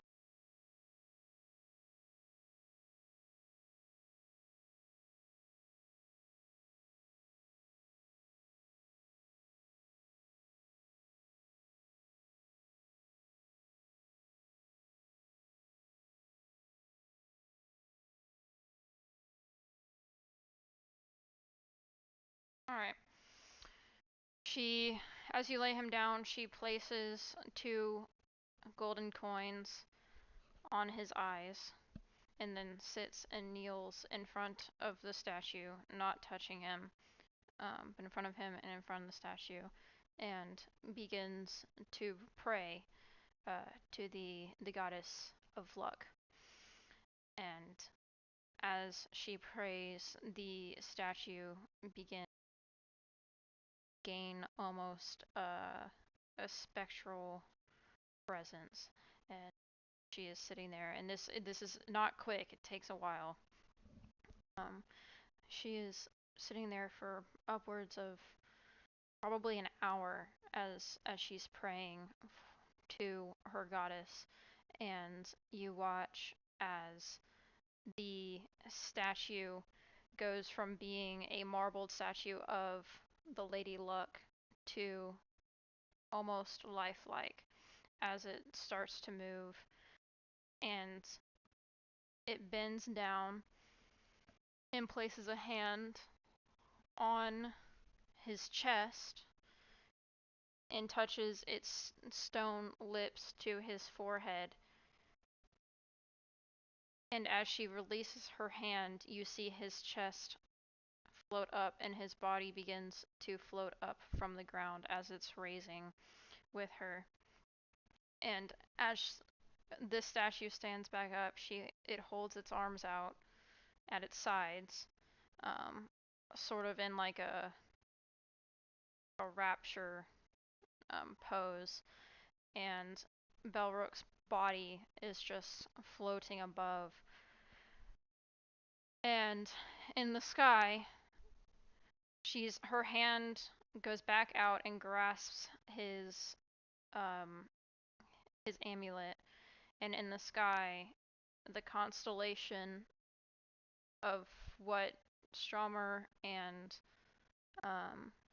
Olin would recognize as Tyr's constellation beams overhead as light beams down onto him, and he is enveloped in a radiant light where you can no longer see him. And as you guys are all blinded by this, and as the radiant light fades, the statue is back in its frozen pose, as if it never moved. The cleric, is still praying, and Belrook's body is now on the floor, faintly breathing.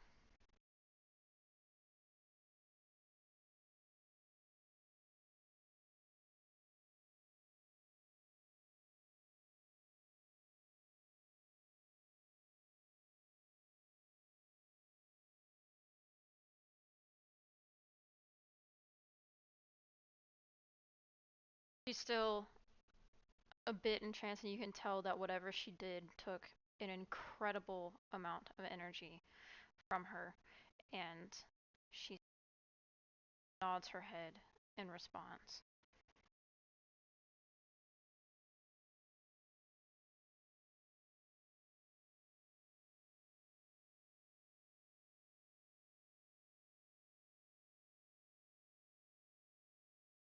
She looks up towards the statue of the Lady Luck. Back to you.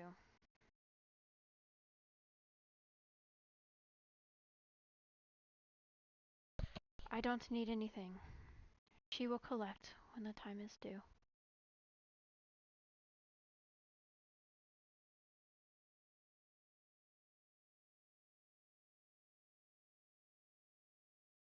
If you wish to do something, donations to the church are always welcome, but do not ask for payment.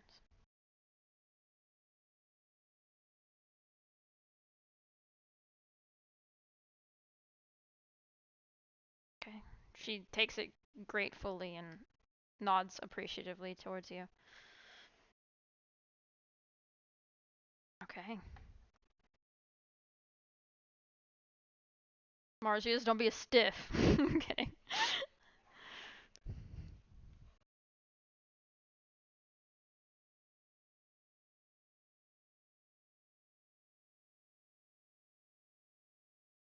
Okay.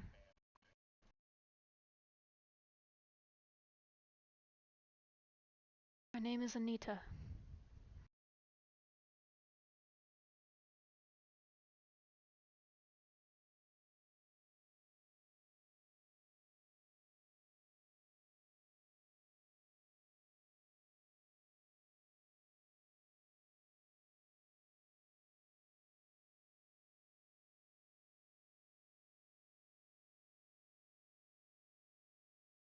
think you will be. If your generosity and genuineness is anything to go by. It is not just me. Lady Luck found you all tonight.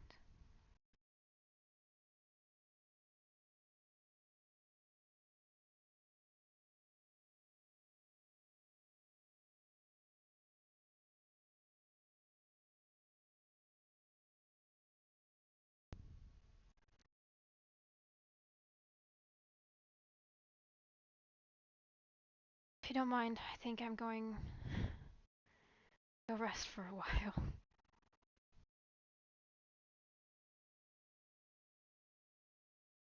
Stands and bows a little and departs.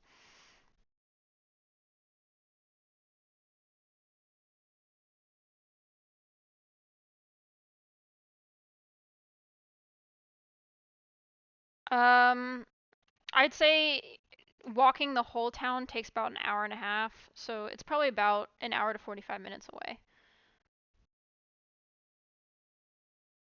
In Sure, I'll say in like 10, 15 minutes there's an inn nearby. And then Belrook, if you can roll me a die 4 real quick to see how long you're unconscious. How many hours?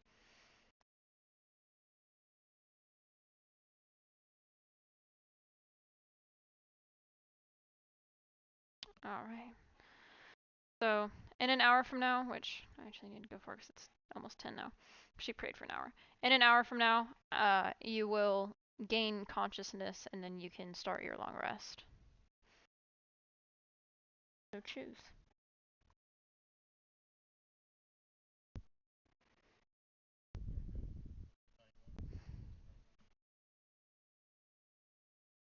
Alright.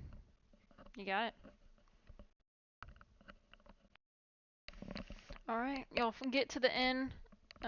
There's a shopkeeper who, upon you entering, looks a little surprised and but doesn't really say much. You guys are in the rougher side of town, so possibly seeing unconscious and slightly bloody individuals come in the door um, isn't isn't a surprise all that much. And they gruffly say, "How many rooms?"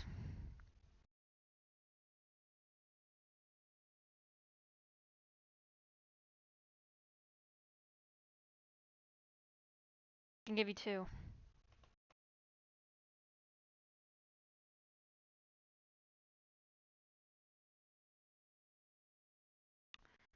We don't really have a meal, it's just gruel. Is that sufficient? Alright. Gruel for all of you, 2 rooms, 8 copper for the lot.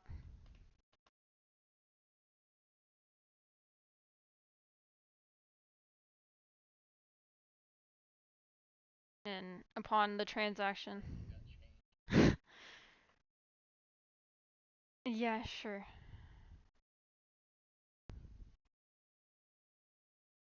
Alright, y'all figure that out. She'll give change where needed. And she gives you the key, tells you what door. It's a pretty rickety inn, but you got the rooms. Yep, just generic cots.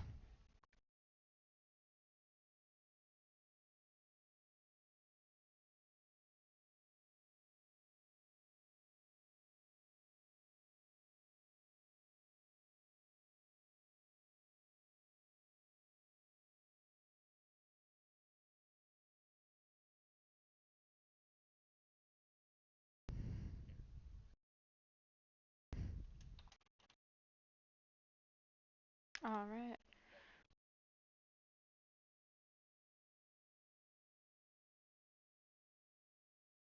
Bear.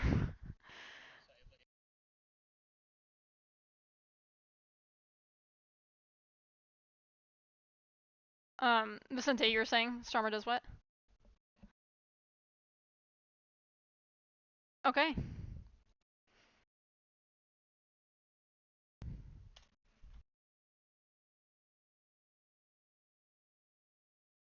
Alright. upon the hour, Belrook wakes.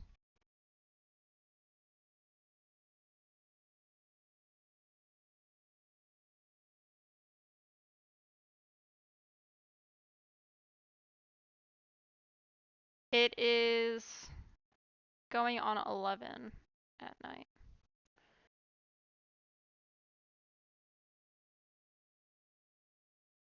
All right.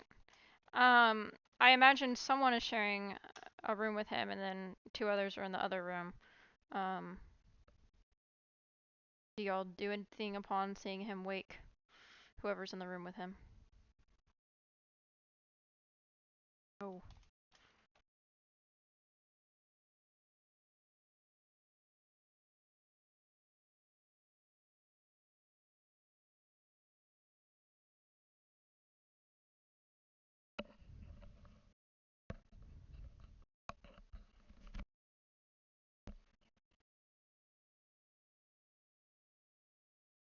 Okay.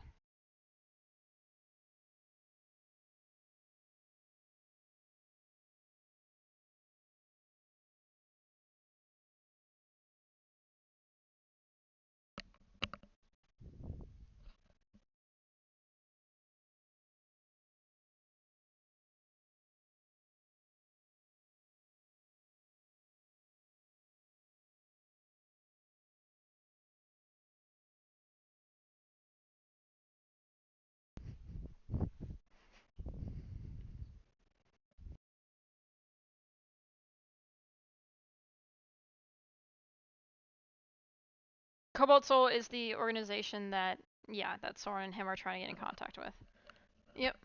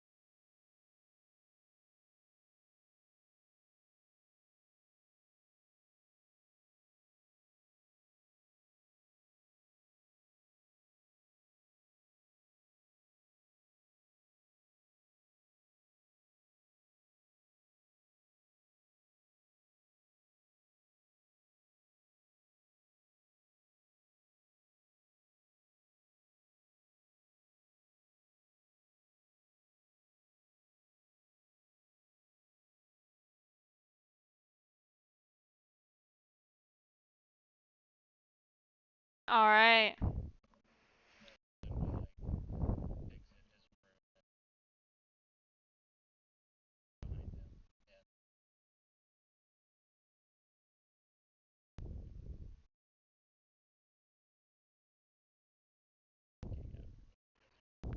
Okay. You got it. All right. That is where we will end session. So that was awesome. Inspiration to you, Andrew, and you, Olin, for that last RP session. And Andrew, what happened when we were in Whispers to get inspiration? They all contribute